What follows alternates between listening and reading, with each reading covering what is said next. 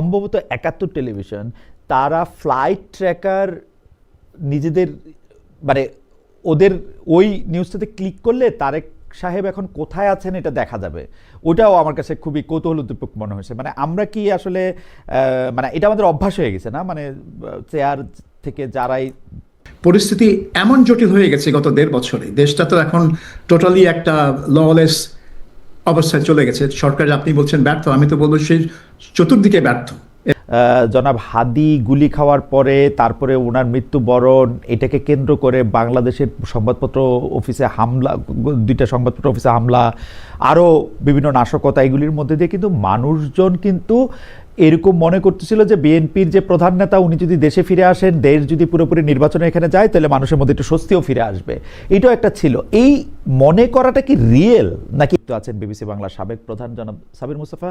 জনাব সাবির মুস্তাফা, আপনি লন্ডন থেকে আমাদের সাথে যুক্ত হয়েছেন, সেজন্য আমাদের ধন্যবাদ, শুভেচ্ছা এবং কৃতজ্ঞতা জানবেন। আমাদের সাথে আরও থাকছেন ভয়েস বাংলা সম্পাদক সিনিয়র সাংবাদিক জনাব মুসাফ ফিরোজ। জনাব মুসাফ ফিরোজ আমাদের সাথে যুক্ত হচ্ছেন ব্যাংকক থেকে। আপনি আমাদের সাথে যুক্ত হয়েছেন, সেজন্য শুভেচ্ছা, কৃতজ্ঞতা এবং ধন্যবাদ জানবেন। আমি একই প্রশ্ন আপনাদের দুজনকে করতে চাই, কিন্তু সাবির ভাই আমি আপনার কাছে একটু প্রথমে আসতে চাই। সেই প্রশ্নটাও হচ্ছে যে তারেক রহমান সাহেব ফিরলেন, ১৭ বছর পর ফিরেছেন, তাকে নিয়ে অনেক কৌতূহল ছিল, অনেক শঙ্কা ছিল কারো কারো, এবং অনেকেরই বোধহয় অনেক আশাও ছিল। কিন্তু আমরা আপনাদের কাছে জানতে চাই যে মিডিয়া ব্যাপারটাকে যেভাবে প্রচার করলো, প্রকাশ করলো, সেটাতে আপনার মানে আপনার কেমন লাগলো? আমি সরাসরি মানে আপনার কি মনে হলো যে মানে তার ফিরে আসাটার রাজনৈতিক সিগনিফিকেন্স আমরা জানতেই চাইবো, কিন্তু মিডিয়াতে আমরা যা দেখলাম সেটা আসলে কিরকম দেখলাম? হ্যাঁ, তারেক রহমানের দেশে ফিরে আসাটা তো রাজনৈতিকভাবে তাৎপর্যপূর্ণ বটেই, কিন্তু মিডিয়াতে যেভাবে কাভারেজ হয়েছে গত কয়েকদিন, এবং যেটার পেছনে বিএনপিরও কিছু কাজ ছিল, কারণ তারা বিভিন্ন প্রোগ্রাম করে একটা এনথুজিয়াজম তারা ক্রিয়েট করার চেষ্টা করেছে। কিন্তু মিডিয়া, আমার মনে হয় এটা ইংরেজি একটা শব্দ আছে ওভারকিল, এই ওভারকিল শব্দটা আমার কাছে মনে হচ্ছিল যে যতটা না করা প্রয়োজন তার চেয়ে অনেক অনেক বেশি করছে, এবং প্রতি মুহূর্তে যে আপডেট দেওয়া, যে এবং তারপরে তারেক রহমানের মেহের বিড়াল নিয়েও ফ্রন্ট পেজে নিউজ হয় একটা সিরিয়াস ডেইলি ইংলিশ পত্রিকা, এটা দেখে আমি আসলেই তাজ্জব হয়ে গেলাম।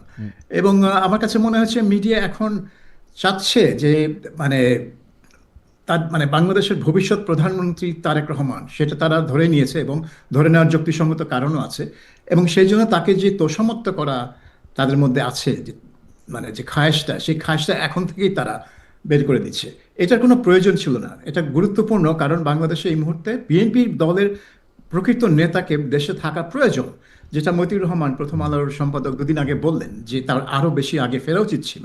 এবং সেটাই সত্য কথা যে বিএনপি হচ্ছে সবচেয়ে বড় দল আওয়ামী লীগের অনুপস্থিতিতে, এবং তাদের দলের নেতা লন্ডনে বসে আছেন। এটা খুবই একটা অস্বাভাবিক পরিস্থিতি ছিল। তো এই পরিস্থিতিটার সমাপ্তি ঘটছে, কাজেই এটা গুরুত্বপূর্ণ, কিন্তু এমন ঘটনা না যেটা আপনি এইভাবে কাভার করবেন। বিশেষ করে এটা তো নেলসন ম্যান্ডেলার মতো না, যে ২৭ বছর জেলে ছিল, কেউ তাকে দেখেনি, কেউ তার কণ্ঠ শোনেনি। তারেক রহমানের কণ্ঠ তো আপনি প্রত্যেক দিন শুনছেন কোনো না কোনো ভিডিওতে, তাকে আপনি দেখছেন, তার ছবি ছাপা হচ্ছে সামাজিক মাধ্যমে, সে বাসে উঠছে, বাস থেকে নামছে, দৌড়ে চলে যাচ্ছে, বিড়াল নিয়ে সে বসে আছে। সো এটা এমন না যে তারেক রহমান একটা রহস্য, কোনো রহস্যই নেই তারেক রহমানকে নিয়ে। কাজেই এই পুরো জিনিসটাকে একটা এত হাইপ করা হয়েছে যে আমার কাছে মনে হচ্ছে এটা বিএনপি করলো ঠিক আছে, তাদের নিজের দল, কিন্তু মিডিয়া তো সেই দায়িত্ব ছিল না বিএনপির হাইপের সাথে নিজেদের হাইপটাকে যুক্ত করা, কিন্তু সেটাই তারা করেছে। দীপু ভাই, আপনার কাছে যদি একটু জানতে চাই যে জনাব মুসাফ ফিরোজ, আপনার কাছে যদি একটু জানতে চাই যে সাবির ভাই যে জায়গা থেকে বললেন যে অতিরিক্ত তোষামত বা ওভারকিল করা হয়েছে, আপনিও একই রকম মনে করেন কিনা? আমি শুধু আমার জায়গা থেকে আমি সাবির ভাই উল্লেখ করলেন প্রথম পাতায় বিড়াল নিয়ে ছবির কথা। আমার কাছে আমি দেখলাম একটি টেলিভিশন, সম্ভবত ৭১ টেলিভিশন, তারা ফ্লাইট ট্র্যাকার নিজেদের মানে ওদের ওই নিউজটাতে ক্লিক করলে তারেক সাহেব এখন কোথায় আছেন এটা দেখা যাবে। ওটাও আমার কাছে খুবই কৌতূহলোদ্দীপক মনে হয়েছে। মানে আমরা কি আসলে মানে এটা আমাদের অভ্যাস হয়ে গেছে না, মানে চেয়ার থেকে যারাই আসুক বা যারাই থাকুক তাদেরকে আমরা এরকমই করবো, নাকি এটা ঠিকই আছে? মোসাফ ফিরোজ ভাই, আপনার কাছে একটু শুনতে চাই। না, এই ঘটনার মধ্যে তো পরিষ্কার হয়ে গেল যে আমাদের গণমাধ্যম যে স্বাধীন না, এরা যে পরাধীনভাবে, মানে জন্মটাই পরাধীন তার শিকারে। যতগুলি টেলিভিশন আমি তো খুব গভীরভাবে দেখি, গতকালকে থেকে যে লাইভ শুরু করছে, আমি মাঝখানে ঘুমাইছিলাম অনেক রাতে, ওই সময়টাও আমি লাইভ দেখেই লাইভের মধ্যে আমি ঘুমাই গেছি। কারণ তখন উনি হিথ্রো থেকে ফ্লাইটে উঠছে, তখন পর্যন্ত লাইভ চলতেছে। তারপর আমি ঘুমাই গেছি। সকালবেলায় আমি যখন একটু লেটে উঠলাম, উঠে দেখি তখনও লাইভ। তো ঠিক আছে, লাইভ তো বটেই, মানে এটা তো আপনি একটা ভারসাম্য রাখবেন, তো আরো অন্যান্য ন্যাশনাল ইন্টারন্যাশনাল সব নিউজ কাভারেজ করবেন। এবং আজকে একটা লাইভে বলছে কিন্তু কোনো রিপোর্ট নেই, সেটা হচ্ছে ওই যে লক্ষ্মীপুরে যে বিএনপি নেতার বাসা মানে বন্ধ করে তালা দিয়ে আগুন ধরা যাতে ছোট মেয়েটা মারা গেল, আজকে বড় মেয়েটাও মারা গেছে। এটাও একটা স্টোরি হইতে পারতো। সেখানে সাইড লাইনে বিড়ালের স্টোরি হইতে পারতো। মানে সবগুলিকে অ্যাকোমোডেট করা, এইটা মিডিয়া যদি এই প্র্যাকটিসটা এখন থেকে মানে শুরু না করে, তাহলে যেটা হবে, আমাদের রাজনীতিটাও তো একটা দুর্বল কালচারের উপর প্রতিষ্ঠিত। তখন তারা প্রত্যাশা করবে যে তোমরা তো হাসিনার আমলে এটাই করছো, তো এখন এটা শুরু করে এখন আবার ভারসাম্যের কথা বলো। ও আচ্ছা, আমরা এখন ক্ষমতা আসছি বা আসতে যাচ্ছি, এখন তোমাদের ভারসাম্য। এইটা আসলে মানে যেটা হয় আর কি, মানে পরাধীন হলে এ থাপ্পড় মারে ডান গালে আর ও মারে বাম গালে, এই অবস্থা আমাদের মিডিয়ার। যার জন্য দেখেন খুব হাসতে খেলতে দুইটা মিডিয়া হাউস পুরাই দিল, কারণ জানে যে এখানে কোনো প্রতিবাদ হবে না, কোনো প্রোটেকশন নেই, কোনো মিডিয়ার স্বাধীনতা আছে বলে যে রাজনৈতিক মহলে গণমাধ্যম এর মধ্যে খুব একটা উত্তেজনা আছে, মানে কি বলে প্রবল প্রতিবাদ হবে, এরকম কেউ মনে করছে না।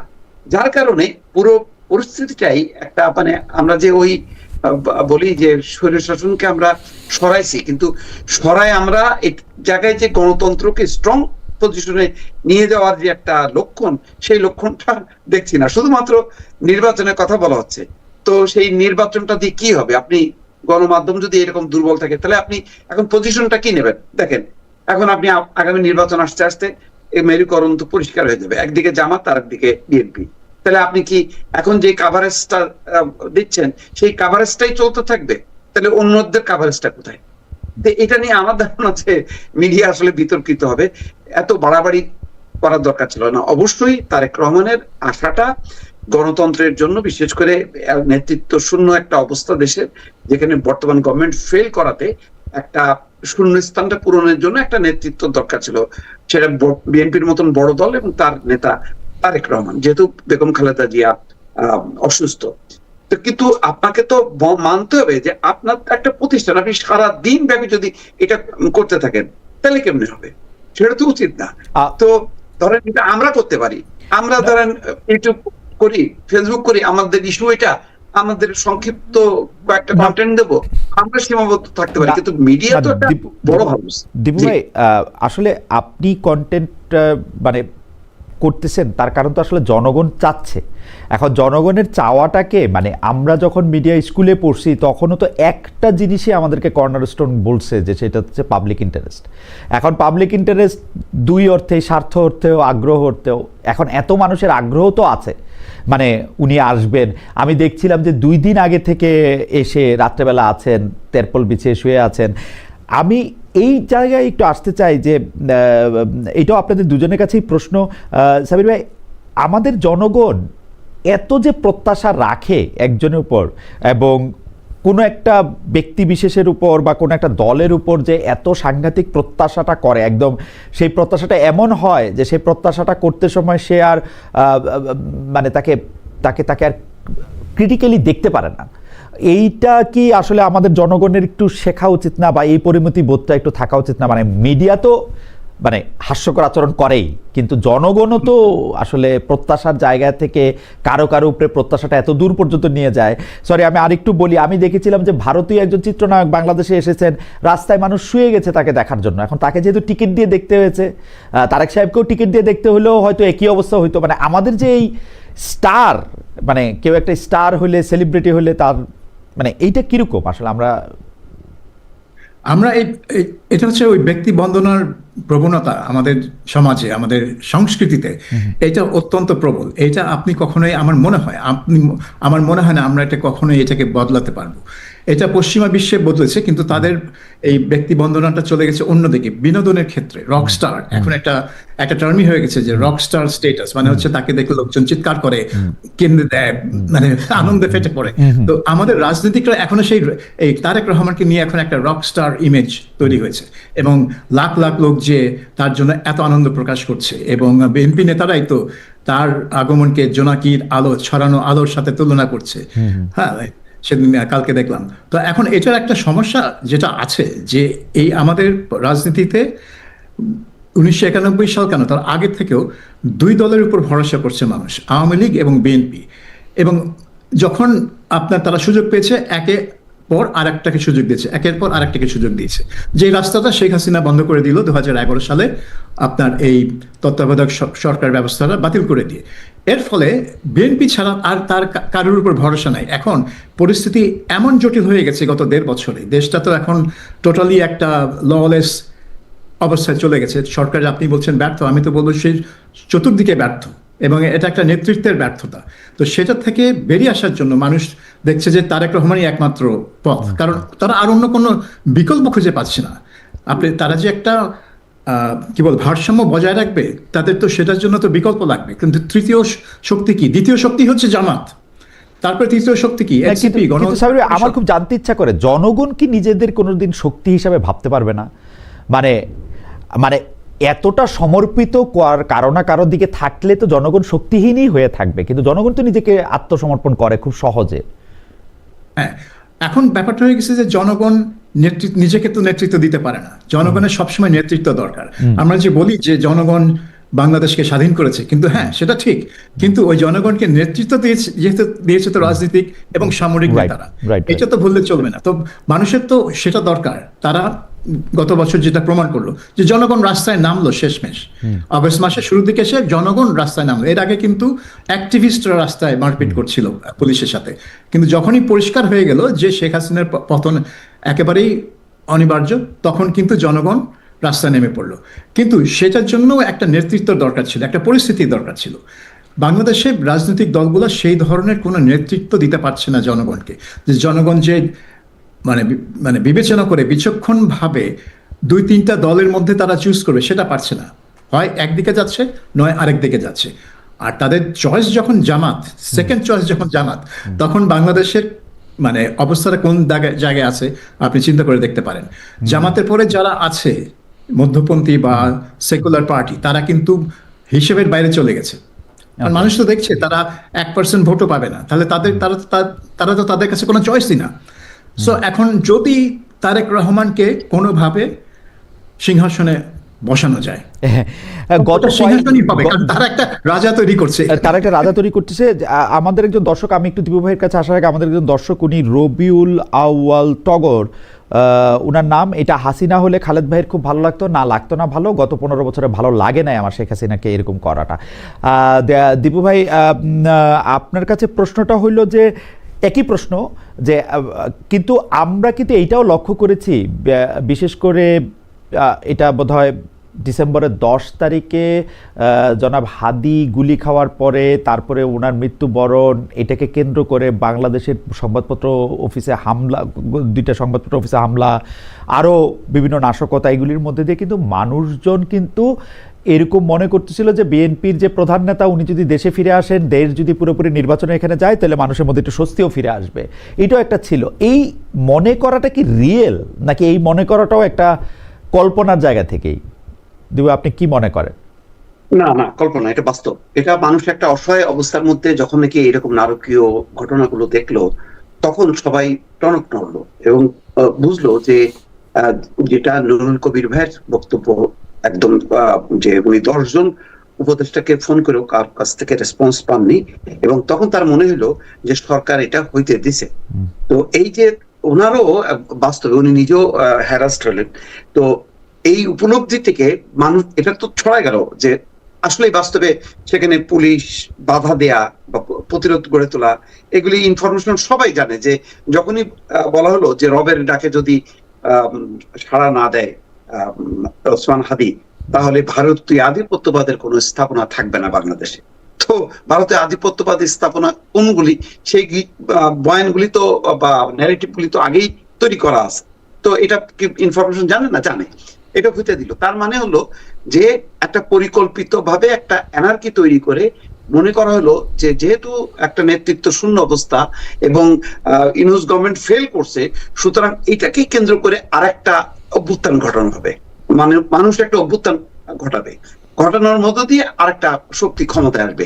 এই ধরনের প্রবণতাগুলি মানে লক্ষ্য করা গেল। কারণ জানাজার দিনে যেখানে মানুষ শোকা হতো, নামাজ পড়তে আসলো আর তার শান্তি কামনা করতে আসলো, সেই দিনও একটা গ্রুপ দৌড়ায় গেল পার্লামেন্টের ভিতরে। না, কিন্তু দীপু ভাই, এখানে অবভিয়াস প্রশ্নটা হচ্ছে যে তারেক সাহেব দেশে থাকলে কি এটা হইতো না? তারেক সাহেব, আমার মনে হয় যে এটা সম্ভবত হইতো না, কারণ রাজনীতির মাঠটা আসলে বিএনপি নষ্ট করে দিছে। বিএনপি এই ইস্যুগুলোকে অ্যাড্রেস করে নাই। আজকে তারেক রহমান যে কথাগুলো বলছে, বারবার বলছে শান্তি শান্তি শান্তি, ঐক্য, তার মানে হচ্ছে যে নৈরাজ্যগুলি চলছে তার বিরুদ্ধেই কিন্তু তার অবস্থান। তাহলে তারেক রহমান যখন নিজে নেতৃত্বে থাকতো এবং তার আগেই মাঠ, রাজনীতির মাঠটা সে নিয়ন্ত্রণ করতো, তাহলে আর এই এনার্কিটা থাকতো না। এবং আমার ধারণা উনি আরো আগে আসলে আরো আগে নির্বাচনটা হয়ে যেত, এই পরিস্থিতির মধ্যে আমাদেরকে পড়তে হতো না। আরো আগে আসা প্রসঙ্গে আমি একটু সাবির ভাইয়ের কাছে একটু জানতে চাইতে পারি কি, সাবির ভাই, তারেক সাহেবের জন্য এখন আসাটাই কি ঠিক হয়েছে, নাকি আরো একটু আগে আসলে, যেটা দীপু ভাই বলতে চেষ্টা করতেছিলেন যে অনেক রাজনীতির মাঠে অনেক গুরুত্বপূর্ণ বা পজিটিভ ইতিবাচক পরিবর্তন হয়তো আমরা দেখলেও দেখতে পারতাম? আপনি কি মনে করেন যে ওনার আসার পথে কি কোনো বাধা ছিল? উনি নভেম্বর মাসেই বেশ একটা বললেন যে একার সিদ্ধান্তের ব্যাপার না, মানে আমি ঠিক মানে জানি না, মানে ওনার আসতে বাধা কি ছিল? এটাই আমারও তাই মনে হয়, কারণ আমি একটু আগেই মতিউর রহমান প্রথম আলো এডিটরের উদ্ধৃতি দিলাম, যেখানে তিনি বলেছেন যে আরো আগে আসলে আরো ভালো হতো। এবং সেটাই ঠিক যে তারেক রহমান মানে শেখ হাসিনার পতনের মাসখানেকের মধ্যেই তার চলে আসা উচিত ছিল এবং সরকারের সাথে বসে নেগোশিয়েট করে একটা আর্লি ইলেকশন অর্গানাইজ করা উচিত ছিল। সেটা তিনি হয়তো পারতেন যদি তিনি বিএনপি নেতৃত্বে থাকতেন দেশের মাটিতে। এখন আমার একটা থিওরি, এটা একটা থিওরি, আমার কোনো প্রমাণ নেই, সেটা হচ্ছে তিনি তো নভেম্বর মাসের শেষের দিকে বললেন যে তিনি আসতে পারছেন না, কারণ এটা তার একক সিদ্ধান্ত নয়, এটা অন্যান্য বিষয় জড়িত এবং সেই বিষয়গুলো এত সেন্সিটিভ, স্পর্শকাতর, যে তিনি সেগুলো বিস্তারিত ব্যাখ্যাও করতে পারলেন না। তারপরে হুট করে কি করে ডিসেম্বর মাসের 12 তারিখে তার আগমনের, তার আসার তারিখটা ঘোষণা করা হলো। আমার মনে হয় যে যখন ওসমান হাদিকে গুলি করা হলো তখনই বিএনপি বুঝতে পেরেছে যে এখানে একটা ভয়ানক কোনো ষড়যন্ত্র আছে এবং এইটা প্রিভেন্ট করার জন্য তারেক রহমানের উপস্থিতি একেবারে অপরিহার্য। সেজন্য আমার মনে হয় বিএনপি দল থেকে তারেক রহমানকে বলেছে যে আপনাকে আসতেই হবে, না হলে এখনই আসতে হবে, না হলে নাই। কারণ এরপরে পরিস্থিতি কোন দিকে যাবে, এবং এটা শুধু ওসমান হাদির গুলি করার মধ্যে সীমাবদ্ধ থাকবে না ধারাবাহিকভাবে অন্যরাও গুলি খাবে, সেটাও একটা মানে বিরাট প্রশ্ন ছিল। তো আমার মনে হয় যে বিএনপি তারেক রহমানকে বাধ্য করেছে বাংলাদেশে আসতে এই হাদি ঘটনার পরিপ্রেক্ষিতে। এটা আমার থিওরি, এটার পক্ষে আমার কোনো প্রমাণ নাই। কিন্তু স্যার ভাই, তফসিল ঘোষণা হয়ে যাওয়ার পরে, কত 7 বা 8 তারিখে জানি তফসিল ঘোষণা হইলো, সেইটা ঘোষণা হওয়ার পরে এই 29 তারিখের মানে নির্বাচনে অংশগ্রহণ করলে তো, আমি ওই সময় হিসাব করছিলাম, নির্বাচনে অংশগ্রহণ করলে তো 29 না 30 তারিখের মধ্যে তাকে আসতেই হইতো। 29 তারিখ বা 30 তারিখের পরে আসলে তো তার, হ্যাঁ, এটা যদি আমরা ধরে নিই যে তার এই পরিকল্পনা ছিল নির্বাচনে অংশগ্রহণ করবেন, হ্যাঁ, এখন এমন যদি হয় যে তিনি নির্বাচনে অংশগ্রহণ না করেও লন্ডনে বসেই দল চালাতেন এবং বিএনপি ক্ষমতায় মানে বিজয়ী হলে তারপরে তিনি আসতেন। ও আচ্ছা আচ্ছা আচ্ছা আচ্ছা আচ্ছা, হ্যাঁ, আমি এইভাবে অবশ্য ভাবি নাই। আমি সবসময় ভাবছি যে মানে যেহেতু নির্বাচন, কোন আসনে কে নির্বাচন করবো ওখানে তার নামও দেখছিলাম, আমি ভাবছিলাম যে ওইটা প্রায় ঠিক করা হয়েছে। যাই হোক, আমি একটু দীপু ভাইয়ের কাছে আসি। ও সরি সরি, আপনি বলতেছিলেন কিছু? না না, হ্যাঁ, এটা ঠিক যে বগুড়ার আসনে তার নাম বলা হয়েছিল, কিন্তু তখনও তো ওটা জাস্ট প্রাথমিক একটা ঘোষণা। Right right right right. আচ্ছা দীপু ভাই, আমরা আজকে কিন্তু নানা ধরনের কথা বলি যে সোশ্যাল মিডিয়া বা সোশ্যাল মিডিয়াতে যারা ইনফ্লুয়েন্সার আসে তাদের বিভিন্ন রকম কথার ফলে বিভিন্ন রকম কিছু সৃষ্টি হয়েছে, কিন্তু বন্ধ করা, তাদের গলা টিপে ধরা বা তাদেরকে বাদ দিয়ে দেওয়া, এইটা সমাধান কিনা? মানে আমরা তো আসলে কথা বলতে থাকলাম যে আমরা সবাই কথা বলতে পারবো বা আমাদের প্রতিপক্ষকেও কথা বলতে দিব, সেই জন্য আমার ইনফ্লুয়েন্সে কেউ গিয়া একটা ভালো কাজ বা খারাপ কাজ করতেছে কিনা সেটার জন্য তো আমার তাদের এডুকেট করা প্রয়োজন বা তাকে কাউন্টার দেওয়া প্রয়োজন। আমি তাকে কি বন্ধ করার পক্ষে অবস্থান নিচ্ছি? যদি তাই করি, আগামীকাল যে কেউ এসে বলবে না যে দীপু ভাইয়ের চ্যানেল থেকে খুব বাজে ধরনের কথা বলা হচ্ছে, উস্কানি দেওয়া হচ্ছে, উনি গুজবের থেকে কথা বলছেন, মানে এটা তো আমরা কোথাও গিয়ে এটা শেষ করতে পারবো না। আপনার কাছে কি মনে হয়? আমি সাবির ভাইয়ের কাছে আপনার উত্তরটা শুনে সাবির ভাইয়ের কাছে আসছি যে সোশ্যাল মিডিয়া আসলে আমরা কিভাবে ডিল করবো। সোশ্যাল মিডিয়া কেন, এটা তো যে কোনো মিডিয়ার ক্ষেত্রেই তো এটা কোনটা উস্কানি আর কোনটা উস্কানি না, এটা একটা রাষ্ট্রের একটা এডিটোরিয়াল পলিসি থাকবে। যে পলিসিতে সাংবাদিক, গণমাধ্যম, ব্যক্তিত্বরা তাদের ইনভলভমেন্টটা থাকবে, তো তারা ডিসাইড করবে। তো এটা আমরা জানি না, ধরেন মানে 32 নম্বরে আগুন দাও, মানে এটা কি, মানে এটা কি কোন ব্যাকরণ আছে এটা বুঝতে অসুবিধা যে এটা একটা উস্কানি। কিন্তু যদি বলা হয় না দীপু ভাই, আমার প্রশ্নটা আমি ক্লিয়ার করতে পারি না। মানে এই উস্কানি তো আমার কাছে কোনো মিনিং তৈরি করে না। মানে আমাকে 32 নম্বরে আগুন দাও কি এই মগবাজারে গিয়ে আগুন দাও জামাত ইসলামের নেতার বাসায়, ওইটা কোনোটাই আমার কাছে কোনো কিছু মিন করে না। কিন্তু আমি কিন্তু বুঝতে পারি যে ওর কথার মূল্য আমার কাছে বিবেচিত হবে হচ্ছে আমার অবস্থান দিয়ে, তাই না? তো আমার জায়গা থেকে তো ওইটা আমাদের চেষ্টা করা উচিত। আর যদি কেউ মিথ্যা কথা বলে, গুজব বলে, সেটার আয়ু তো অনেক কম। মানে আমি তো সকালবেলায় এটা বুঝতে পারতেছি বা 2 মিনিট পরেই এটা বুঝতে পারতেছি, তাই না? এইটারে আমরা এত সিরিয়াসলি কেন নিব? মানে এটা আমাদের কি সমস্যা করবে? আমি যে কোনো অর্থে সোশ্যাল মিডিয়া হোক আর মেইন স্ট্রিম মিডিয়া হোক, কোনো মিডিয়ার গলা টিপে হত্যা করা বিশ্বাস করি না। কিন্তু একটা দায়বদ্ধতা, একটা জবাবদিহিতার জায়গাটা নিশ্চিত করতে হবে। সেটা রাষ্ট্রের আইন, রাষ্ট্রের আইনটা যদি নির্মোহভাবে প্রয়োগ হয়, তাহলে আমি যখন বুঝবো যে আমাকে কোনটা করতে হবে কোনটা করতে হবে না, আমি চাইলেই আমি আজকে বসে আমি বাংলাদেশের স্বাধীনতা নতুন করে ঘোষণা করতে পারি না, এটা রাষ্ট্রবিরোধী হবে। সুতরাং আইন কানুন তো থাকতেই হবে, কারণ আইন কানুন ছাড়া এমন কোন বিশ্বের এমন কোন দেশ নেই যেটা গণমাধ্যম কেন সবকিছুই নিয়ন্ত্রিত হয়। তো সুতরাং সেইটাকে মানে প্রোটেক্ট করতে হবে। কিন্তু আমাদের এখানে যেটা হচ্ছে, ওই যে অপব্যবহার হচ্ছে, আজকে হয়তো আমি মানে উস্কানি বা সহিংসতার জন্য অমুক মিডিয়াকে আমি দায়ী করলাম বা গণমাধ্যমকে, সোশ্যাল মিডিয়াকে আমি গলা টিপে হত্যা করলাম, অন্যদিন দেখা যাবে যে এইটার সুযোগ ধরে আমি যে ভালো কাজটা করতেছি, আমার ভালো কাজটা যেহেতু তাদের বিরুদ্ধে যাচ্ছে, ক্ষমতাসীনদের বিরুদ্ধে যাচ্ছে, তখন তারাও একটা ইস্যু ধরে আমাকে গলা টিপে হত্যা করলো। এই জায়গাটাই হচ্ছে চেক অ্যান্ড ব্যালেন্স করা, এবং রাষ্ট্র গণতান্ত্রিক কিনা, রাষ্ট্র নিরপেক্ষ কিনা সেটা প্রমাণের জায়গায় ইনস্টিটিউশন গুলি যদি বিল্ড আপ হয়, গণমাধ্যম। আমি অবশ্য আপনার সাথে দ্বিমত পোষণ করবো না, কিন্তু আমরা যেটাকে আসলে নতুন করে মব কালচার বা ইত্যাদি নামে দিছি, সেটা আমাদের মধ্যে সারা জীবন ছিল। আমার মনে আসে যে খুব বেশি দিন আগে না, একজন ভদ্র মহিলাকে পিটিয়ে মেরে ফেলা হয়েছিল ছেলে ধরা সন্দেহে। পরে দেখা গেছে যে সে তার, এবং আমরা যে কোনো চোর পকেটমার 20 টাকা 25 টাকা মারলে তাদেরকে গাছের সাথে বেঁধে রাখি, পিটিয়ে মারি, মানে কি জানা কি করি, এগুলি আমরা খুব আগ্রহ করেই করি। এটা আমাদের মধ্যে সারা জীবনই ছিল।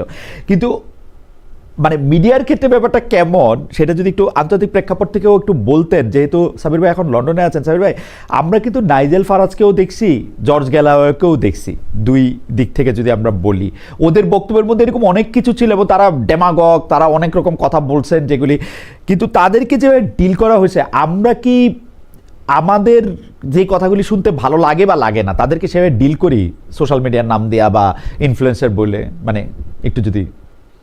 হ্যাঁ, বাংলাদেশে কিন্তু আইন আছে যে হত্যাকাণ্ডে উস্কানি দেওয়া বা কোনো সহিংসতায় উস্কানি দেওয়া, এগুলোর বিরুদ্ধে কিন্তু আইন আছে এবং এটা ফৌজদারি অপরাধ এগুলা। কাজে আপনার যদি কেউ সামাজিক মাধ্যমে বা টেলিভিশনে এই ধরনের কোনো হত্যাকাণ্ড বা সহিংসতায় উস্কানি দেয় এবং এটা যদি আইনজীবীরা প্রমাণ করতে পারে সে দিয়েছে, আপনি ওই নির্দিষ্ট অপরাধের জন্য ওই নির্দিষ্ট ব্যক্তিকে বিরুদ্ধে মামলা করবেন। কিন্তু ওই চ্যানেল তো আপনি বন্ধ করা ঠিক হবে না, কারণ তাহলে ওটা হয়ে যাবে চ্যানেলের কণ্ঠরোধ। বা একটা সোশ্যাল মিডিয়া সাইট আপনি বন্ধ করে দিতে পারেন না, কারণ সে কোনো এক জন্মে একটা উস্কানিমূলক বক্তব্য দিয়েছিল। ওইটার জন্য যে ব্যক্তি করেছে, যা করেছে, ওই স্পেসিফিক ওই ক্রাইমের জন্য তার বিরুদ্ধে অ্যাকশন হওয়া যেতেই পারে যদি আইন থাকে, এবং বাংলাদেশে এরকম আইন আছে। কাজেই এই দেশেও কিন্তু একইভাবে জিনিসটা চলে। এটা মিডিয়া হোক আর যেই হোক, এখানে যদি কেউ কোনো অপরাধ করে তার বিরুদ্ধে মামলা হবেই। আপনি দেখেন সবচেয়ে বড় উদাহরণ হচ্ছে যে নিউজ অফ দ্য ওয়ার্ল্ড নামক যে সাপ্তাহিক পত্রিকা ছিল, বিশাল 125 বছরের পুরনো পত্রিকা, সানডে পত্রিকা, তার যে সম্পাদক ছিল, পরে সে প্রাইম মিনিস্টার ডেভিড ক্যামেরনের প্রেস সচিব বা হেড অফ কমিউনিকেশন ছিল। সেই কমিউনিকেশন হেড থাকা কালে তার বিরুদ্ধে মামলা হয়েছে, তার বিচার হয়েছে এবং বিচারে তিনি দোষী সাব্যস্ত হয়েছেন। কি ঘটনা? তারা বেআইনিভাবে একটা মৃত মেয়ের টেলিফোন ভয়েস মেসেজ হ্যাক করেছিল। এটা ইনভেশন অফ প্রাইভেসি এত স্ট্রং। তারপরে এবং চিরকালের জন্য পত্রিকাটা, এবং হ্যাঁ, তাকে রিজাইন করতে হলো এবং জেল খাটতে হলো, এবং মালিক সেই পত্রিকাটাই বন্ধ করে দিল। চিরকালের জন্য পত্রিকাটা বন্ধ হয়ে গেল। এবং এটা কারণ ছিল যে ওই একটা অপরাধ না, সে মালিক জানতো যে এই কাজটা একেবারে ধারাবাহিকভাবে করা হয়েছে তার পত্রিকায়, এবং ওইটার থেকে রেহাই পাওয়ার জন্য সে পত্রিকা বন্ধ করে দিচ্ছে। তাহলে একের পর এক মামলা আসতো, একের পর এক ঘটনা বেরোতো। কাজেই আপনাকে শক্তভাবে, মিডিয়া হোক, সোশ্যাল মিডিয়া হোক, যে মিডিয়া হোক, যদি কোনো অপরাধমূলক কাজ হয়, যদি কেউ করে, সেটাকে ওই সুনির্দিষ্ট অপরাধের জন্য ওই সুনির্দিষ্ট ব্যক্তির বিরুদ্ধে অ্যাকশন নেওয়া উচিত। কিন্তু চ্যানেল বা সাইটকে বন্ধ করা, এটা হয়ে যাবে বাকস্বাধীনতার উপর হস্তক্ষেপ আমার মতে। আমি একটু দীপু ভাইয়ের কাছে একটু রাজনৈতিক তাৎপর্যের জায়গায় একটু আসতে চাই। দীপু ভাই, আমরা নানা রকম কথা শুনছি, আমাদের দর্শকদের মধ্যে কেউ কেউ বলছেন যে এনসিপি জামায়াতে ইসলামের সঙ্গে যাচ্ছে, সেইটার ব্যাপারে আপনাদের মন্তব্য একটু শুনতে চাচ্ছে। এখন নতুন রাজনৈতিক দল এনসিপি, তাদের সাথে জামায়াতের একটা প্রকাশ্য বিরোধও আমরা একসময় দেখছি, এখন আবার জামায়াতের সঙ্গে যাওয়া, আমরা বিএনপির সাথে যাওয়া প্রসঙ্গও শুনছি। এইগুলির রাজনৈতিক তাৎপর্যটা কি আপনি যদি একটু বলতেন? যে সাবির ভাই কথাটা শুরু করেছিলেন যে তৃতীয় পক্ষ আমাদের আছে কিনা। তো এনসিপি তো আমাদের মধ্যে জুলাই বিপ্লব এবং অন্যান্য নানা কারণে নানা আশা জাগিয়েছিল। তো ও দ্বিতীয় পক্ষের মধ্যে উনাদের মানে প্রথম বা দ্বিতীয় পক্ষের মধ্যে সংযুক্ত হয়ে যাওয়াটা সেটা কেমন হবে, বিএনপির সঙ্গে হোক আর জামায়াত ইসলামের সঙ্গে হোক, সেটা জানতে চাচ্ছি। আর শুধু দর্শকদের একটা মন্তব্য পড়ে শোনাচ্ছি। আফ্রিদে আহমেদ, উনি বলছেন, খালেদুদ্দিন ভাই আপনাকে কখন দেশে মাটিতে দেখবো, আপনি দেশে এসে কি তারেক রহমান ইন্টারভিউ নেবেন সরাসরি? আমি তো দেশে নির্বাচনের আগে অবশ্যই আসবো, ফেব্রুয়ারি মাসেই আসবো, কিন্তু তারেক সাহেব আমাকে ইন্টারভিউ দিবেন কিনা সেটা আমি জানি না। আমি গত 5 বছর ধরে চেষ্টা করে যাচ্ছি, কিন্তু এই চেষ্টায় কোনো ফল প্রকাশ হয় না। আমাদের প্রশ্ন অবশ্য সাবির ভাইয়ের জন্য আছে যে সাবির ভাই চেষ্টা করেছিলেন কিনা উনি যখন চাকরিতে ছিলেন, সেই প্রশ্ন আমাদের আছে, সেটা আমরা পরে করব। দিবু ভাই, আপনি যদি একটু বলতেন যে আসলে আমরা কোনো তৃতীয় পক্ষ না পেয়ে তাকে প্রথম বা দ্বিতীয় পক্ষের সাথে যুক্ত হয়ে যেতে দেখা আমাদের জন্য আসলে ভালো কি খারাপ, বা কিভাবে দেখেন আপনি?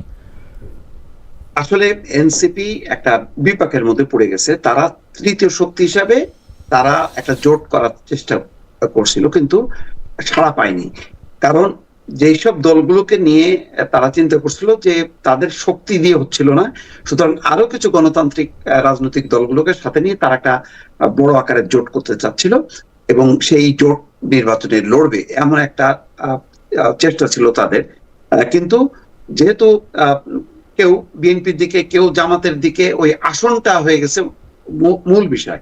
অর্থাৎ পার্লামেন্টে যদি আমি না যাই তাহলে আমার অস্তিত্ব থাকবে না, এই বিষয়টা বিভিন্ন রাজনৈতিক দলের মধ্যে মাথা চাড়া দিয়েছে। এবং এনসিপি যাদেরকে ডেকেছে তারা আসলে সরে গেছে, যেমন গণ অধিকার পরিষদ, তারপরে ওয়ার্কার্স পার্টি সাইফুল হকের, এই দলগুলি কিন্তু ছিল, এক পর্যায়ে ছিল, কিন্তু পরে সরে গেছে। বিএনপি যখন কি তাদেরকে সিট দিয়েছে, এখন তারা যখন দেখলো যে সবাই যখন সরে গেছে, তখন আমরা কি করি? তখন তারা একবার দৌড়াচ্ছে বিএনপির দিকে, একবার দৌড়াচ্ছে জামাতের দিকে। এখন বিএনপি যে কটা আসন দিতে চায় খুবই কম, 8 থেকে 10টা, সেখানে জামাত দিতে চায় সম্ভবত 25 থেকে 30টা। এখন ওরা চিন্তা করতেছে যে কোন দিকে যাব, কিন্তু তারা ইতিমধ্যে বুঝেছে। আজকে আমি এই জোটের একজন নেতার সাথে কথা বলছিলাম, তিনি বলছেন যে আসলে আমরা এই ক্ষেত্রে আপোষ করেছি, আমাদের যে লক্ষ্য ছিল সেই লক্ষ্যটা আসলে অর্জন হয়নি। লক্ষ্যটা ছিল একটা তৃতীয় শক্তি হিসাবে গড়ে ওঠা। কিন্তু মানে জোটের মধ্যে একটা প্রবল হলো, যদি আমরা পার্লামেন্টে না যাই তাহলে আমাদের কোনো লক্ষ্যই পূরণ হবে না ভবিষ্যতে। সুতরাং এখন যে কোনো ভাবে হোক, হয় জামাতের সাথে না হয় বিএনপির সাথে জোট বেঁধে আমাদের নির্বাচনে যাইতে হবে। এই জন্য তারা দুইভাবেই আলোচনা শুরু করছে, এবং মূলত নাহিদ ইসলাম এই আলোচনাটা করছেন। সম্ভবত যেটা ধারণা করা হচ্ছে যে জামাতের দিকেই আপাতত পাল্লা ভারী, কারণ জামাত অনেকগুলো আসন দেবে। সাবির ভাই, এই পক্ষের মধ্যে যদি আমরা প্রথম 2 পক্ষের মধ্যে বা এখন যে 2 পক্ষ আছে তাদের মধ্যে যদি আমরা একীভূত হইতে দেখি, সেইটা আপনার কাছে কেমন লাগে সেটা যদি আপনি আমার বলতেন। যে বিপ্লবের শক্তি বা তারুণ্যের শক্তি বলে যাদেরকে আমরা আশা করেছিলাম, তাদের উপর ভর করেছিলাম। এইটা হচ্ছে একটা, বলবো, এই জুলাইয়ের ঘটনার পর এটা একটা সবচেয়ে বড় ডিসঅ্যাপয়েন্টমেন্ট, যে যে নেতৃত্ব বেরিয়ে আসলো তাদের কোনো দল ছিল না। অতীতের যখন এই ধরনের গণ আন্দোলন হয়েছে তখন যারা ছাত্র নেতা ছিল তারা হয় বিএনপির নেতা, না হলে আওয়ামী লীগের নেতা ছিল। 69-এ ছিল আওয়ামী লীগের, 71-এ ছিল আওয়ামী লীগের, 90-তে বিএনপির ছাত্র দলের নেতারা নেতৃত্ব দিল এবং বিএনপিতে জয়েন করলো, কিন্তু এদের কোনো দল ছিল না। কিন্তু এদের দল গঠন করার পরামর্শ দিয়েছিলেন প্রফেসর ইউনূস নিজে। এটা তিনি ফাইন্যান্সিয়াল টাইমসের এক সাক্ষাৎকারে বলেছিলেন যে আমি তাদেরকে অ্যাডভাইস করেছি যে তোমাদের আইডিয়াগুলো টেবিলে আনার জন্য একটা দল করো, তাহলে তোমরা এই দলীয় আলোচনায় বসতে পারবে। কিন্তু যেটা হলো যে সরকারি পৃষ্ঠপোষকতা তাদের ছিল, মিডিয়ার অনেক নজর তাদের উপর ছিল, ম্যাসিভ কাভারেজ পেত। একটা ছোট নতুন দল হিসেবে তাদের যত পাওনা তার চেয়ে অনেক অনেক বেশি কাভারেজ পেত। তারপরও তারা কিন্তু কোনো জনগণের মনে কোনো দাগ কাটতে পারেনি। এটা কারণটা কি? এটা কারণ হচ্ছে যে ওদের অনভিজ্ঞতা, এবং তারা যে কোনো ধারাবাহিক রাজনীতির মধ্যে দিয়ে আসেনি। সেটার জন্য তারা জনগণের সাথে কিভাবে সম্পৃক্ত হবে, জনগণের সাথে কিভাবে মানে মোবিলাইজ করবে জনগণকে তাদের পক্ষে, সেই জিনিসটা তাদের এই কোনো আইডিয়া ছিল না। যার ফলে এই অবস্থা যে তারা এক ধরনের মানে কি বলবো, যে কোনো মানে ডিরেকশনহীন একটা পার্টি হয়ে গেছে। তাদের এখন একটাই লক্ষ্য হচ্ছে কিভাবে কয়েকটা নেতাকে পার্লামেন্টে পাঠানো যায়। কয়েকটা নেতা পার্লামেন্টে পাঠালে কিন্তু কিছুই হবে না। দলটা কিন্তু এখনো পার্লামেন্টের বাইরে থেকেও কিন্তু একটা ওই যে শফিকুল আলমের যে বিখ্যাত প্রেশার গ্রুপ, হ্যাঁ, একটা প্রেশার গ্রুপ হিসেবে তারা থাকতে পারে। তারা কিন্তু মানে রাজনৈতিক দলগুলোর উপর একটা নৈতিক চাপ সৃষ্টির জন্য কাজ করতে পারে। এটা খুবই ইন্টারেস্টিং সাবির ভাই, দেবু ভাই। মানে আওয়ামী লীগের তো 350 জন এমপি ছিল শেখ হাসিনা সহ। সেই 350 জন এমপি কিন্তু কোনো কাজেই আসে নাই আসলে। হঠাৎ করে সবাই মিলে এত এমপি হইতে চাইতেছে কেন? সবাই এমপি হইলে কি হবে? আমি এই জিনিসটা কিন্তু আসলে ঠিক বুঝতে পারতেছি না। যদি দেশ আসলে নতুন বন্দোবস্ত, নতুন রাজনীতি, নতুন সিস্টেম না হয়, প্রতিষ্ঠান যদি ঠিক না, কারণ এমপিদের যে ভূমিকা ছিল আগে এখনো সেই ভূমিকাই আছে। যে ক্ষমতা ছিল, অক্ষমতা ছিল না, সেটা এখনো আছে। তাদের যে ওই ডিউটি ফ্রি গাড়ি সেটা এখনো আছে। তাদের যে থোক বরাদ্দ, উন্নয়নের জন্য থোক বরাদ্দ, সেটা এখনো আছে। সো লাভ লোকসান দুদিকেই আছে। কিন্তু একটা মানে রাজনীতি করলেই যেন মনে হয় যে এমপি হতে হবে, নাহলে তাদের কোনো ভূমিকা থাকে না। এইটা ঠিক না। মানে পার্লামেন্টের বাইরেও কিন্তু অনেক ভূমিকা পালন করা যায় যদি আপনি সেটা করতে চান। আপনি হেফাজতে ইসলামকে দেখেন, তারা তো রাজনীতি করতে চায় না, তারা তো পার্লামেন্টে যেতে চায় না, কিন্তু তারা হচ্ছে সবচেয়ে বড় প্রেশার গ্রুপ। তারা কিন্তু সরকারকে একেবারে তটস্থ রাখে সারাক্ষণ, হ্যাঁ, শুধু একটা ইস্যুতে।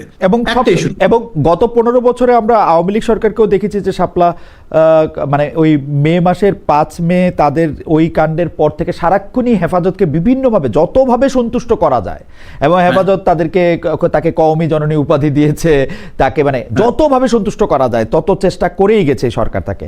আমার মনে আছে শেখ হাসিনা সরকার হেফাজতের একটা ধমকেই আমি বলবো পাঠ্যপুস্তকে 50টার বেশি পরিবর্তন করছিল একটা দাবির প্রেক্ষিতে। মানে একসাথে যে অমুক লেখকের লেখা থাকা যাবে না, ওইটার একটু করা যাবে না, বই ছবি পাল্টাইতে হবে। এগুলি কিন্তু এগুলি শেখ মুজিবের মূর্তি বসানো হলো না যাত্রাবাড়ি, হেফাজতের প্রতিবাদের, রাইট। এবং ওনারা যেইটা যখন বলছে তখন, এবং মানে সাংঘাতিক রকম, কিন্তু মানে হেফাজতকে প্রতিরোধ করার জন্য মামুনুল হককে জেলে নিয়ে যেতে হচ্ছে অন্য একটা কারণে, মানে যেই কারণের সাথে আসলে তার রাজনৈতিক বক্তব্যের কিন্তু কোনো সম্পর্ক নাই, কিন্তু তাকে কন্টেইন করতেই চাইছে। আসলেই সাংঘাতিক প্রেশার গ্রুপ। আমি এই প্রশ্নটা দীপু ভাইকে দিয়ে শুরু করতে চাই, কিন্তু সাবির ভাই আপনার মতামত চাই। সেটা হচ্ছে যে মানে আন্তর্জাতিক মিডিয়া, বিশেষ করে পার্শ্ববর্তী দেশের মিডিয়া শেখ হাসিনা সরকার ক্ষমতা থেকে চলে যাওয়ার পরে বাংলাদেশ সরকার এবং বাংলাদেশকে নিয়ে যেভাবে রিপোর্ট করেছে, যদিও আমি মনে করি মিডিয়া একরকম জিনিস, সরকার আরেক রকম জিনিস, সেইটাকে কাউন্টার দেওয়ার জন্য সরকারের প্রেস অফিস অনেক ধরনের কথা বলেছে, অনেক ধরনের কাজ করেছে, কিন্তু আপনি তাদেরকে কতটা সফল বা তাদের কতটা ব্যর্থ দেখেন? এবং মানে ভালো ভালো সাংবাদিকেরা, ভালো ভালো লোকেরাই এখানে আছেন, তারপরও তাদেরকে আমার যথেষ্ট পরিমাণে স্পিন ডক্টরই মনে হচ্ছে। মানে এবং স্পিন ডক্টর কথাটা নিশ্চয়ই খুব মানে মানে ভালো কথা না আর কি একজন এর জন্য। হয়তো ওনার চাকরির জন্য ভালো, আমিও সরকার প্রধান হলে হয়তো শফিক ভাইকেই প্রেস সচিব চাইতাম। মানে প্রেস সচিব হলে কি করতে হবে সেটা উনি ভালো দেখায়, কিন্তু এটা ঠিক আছে কিনা আপনি কি মনে করেন দীপু ভাই? আমি একটু সাবির ভাইয়ের কাছে একটু জানতে চাইবো যে অনেকগুলো ক্ষেত্রে যে প্রেশার না মব না প্রেশার গ্রুপ অমুক তমুক। না, এগুলি তো একেবারে মানে যে বালখিল্য একটা আচরণ হয়েছে এই সমস্ত বক্তব্য দিয়ে। এবং ভারতের যেই দেখেন, এটা তো সত্য, বাংলাদেশের এই রাজনৈতিক পট পরিবর্তন মানে এটা একটা ভারতও মনে করছে যে এটা তাদের একটা পরাজয়। এবং শেখ হাসিনার ব্যাপারে, বাংলাদেশের ব্যাপারে তাদের যে নীতিটা, এটা একটা কমন নীতি, সরকার বিরোধী দল মিলেই কিন্তু তাদের একটা ঐক্যবদ্ধ একটা নীতি, এবং তারা মানে জয়েন্টলি মনে করে যে তাদের একটা পরাজয় হয়েছে। তো তার এই যে সরকারের ভিউজটা, কিন্তু দেখেন প্রথম দিকে কিন্তু তারা আন্দোলনকে সাপোর্ট করছে, তাদের মিডিয়াগুলো শুধু না, ইভেন পাবলিকও রাস্তায় নেমে আন্দোলনে মানে সাপোর্ট করছে। কিন্তু যখনই নাকি শেখ হাসিনা দিল্লিতে পালায় গেল, তারপরেই কিন্তু ঘুরে গেল। এবং যখন নাকি ভারত তাকে মানে শেখ হাসিনাকে ফোন করলো, তখন কিন্তু মিডিয়ার চেহারাগুলো আবার পাল্টে গেল। এখন এইটার মানে এইটাকে আপনি কাউন্টার করতে গেলে আপনাকে তো সেই যুক্তিসঙ্গত ভাবে আপনাকে প্রেজেন্ট করতে হবে। এখন আপনি ওইটার বিপরীতে আপনি এমন এমন সব কথাবার্তাগুলি বলতেছেন, সেগুলি তো খুব হাস্যকর হয়ে যাচ্ছে। সুতরাং আপনাকে যুক্তিসঙ্গত ভাবে কিন্তু আপনাকে তাদের যে যুক্তিগুলো, তাদের যে বক্তব্যগুলো, সেইগুলিকে আপনি যদি কাউন্টার না দেন, তাহলে তো জিনিসটা হাস্যকর হয়ে যাচ্ছে। যেমন মবকে মব বলতে হবে, কারণ আপনি মানে মবের কেন বলা হচ্ছে? মবের কারণে বাংলাদেশে 100টা মাজার, দরগা শরীফ ধ্বংস হয়েছে। এটা কি মব না? নুরাল পাগলার যে লাশ আপনার কবর থেকে তুলে যে পোড়ানো হলো, এটা কি মব না? তারপরে এই যে আপনার ইয়েতে ভালুকাতে যে দীপুচন্দ্র দাসকে, এটা কি মব না? এগুলিকে যদি আপনি না বলেন, এটাকে মানে এটাকেই তো বলা হচ্ছে মব। প্রথম আলো, ডেইলি স্টার কি মব বলা হচ্ছে? আপনি এখন এটাকে প্রেশার গ্রুপটা কোথায়? প্রেশার গ্রুপ তো এটা তো একটা পলিটিক্যাল যেটা বৈষম্য বিরোধী ছাত্র আন্দোলন যদি নাহিদ ইসলামরা বাঁচায় রাখতো, তাহলে সত্যিকার অর্থে ওই হেফাজতের মতন এটা একটা ভালো প্রেশার গ্রুপ হইতো, এবং মানে রাজনীতিতে দুর্বৃত্তায়ন, অর্থ পাচার, দুর্নীতিবাজ মানে সুশাসনের পক্ষে একটা বড় ধরনের ভূমিকা রাখতে পারতো। কিন্তু এটা তো নাহিদরা নিজেরাই কিল করে ফেললো, এবং ক্ষমতার লোভে। এবং আমার ধারণা ক্ষমতাসীনরা চাইছে এটা, যে এরা ক্ষমতার মধ্যে থাকুক, তারা যাতে সেফ সাইডে থাকে। এখন সেফ সাইডে থাকতে যে তারা নিজেরাই কিন্তু ডুবে গেল। এখন এটাকে আপনি নানা রকম প্রেস উইং থেকে নানা রকম বক্তব্য দিয়ে টিয়ে এটাকে আপনি তো পারছেন না। শেষ পর্যন্ত কি হলো? নেতৃত্বের শূন্যতা, ইউনূস সরকার যে ফেল করলো, এটা দিনকে দিন আরো স্পষ্ট হলো। আরো যদি এটা 6 মাস প্রলম্বিত হতো, আল্লাহ জানে এটা 111-এর থেকেও একটা খারাপ অবস্থার মধ্যে পড়ে যেত এই সরকার। এই সরকার এবং এই সরকারের মুখপাত্র হিসেবে যে প্রেস সেকশন আমরা দেখলাম, সাবির ভাই, আপনি এটাকে ঠিক আদর্শ মনে করেন কিনা? আন্তর্জাতিক মিডিয়াকে মোকাবেলা করার জন্যই তাদের এরকম করতে হয়েছে, এইটা আপনি মানেন কিনা? আর যদি ওই প্রশ্নটা একটু আপনাকে মনে করে দিতে চাই, আপনি তারেক রহমান সাহেবের ইন্টারভিউ নিতে চেষ্টা করেছেন কিনা যখন বাংলাদেশে তাকে নিষিদ্ধ করা হয়েছিল তখনও? দুইটাই যদি একসাথে একটু বলেন প্রেস সেকশন।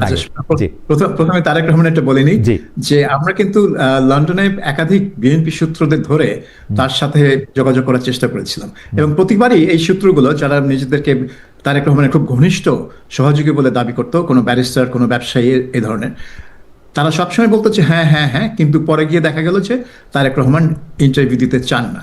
এখন তিনি ওই ভিডিও মেসেজগুলো দিতেন, তারা এক্সপেক্ট করতো যে আমরা ভিডিও মেসেজগুলো হুবহু তুলে ধরবো।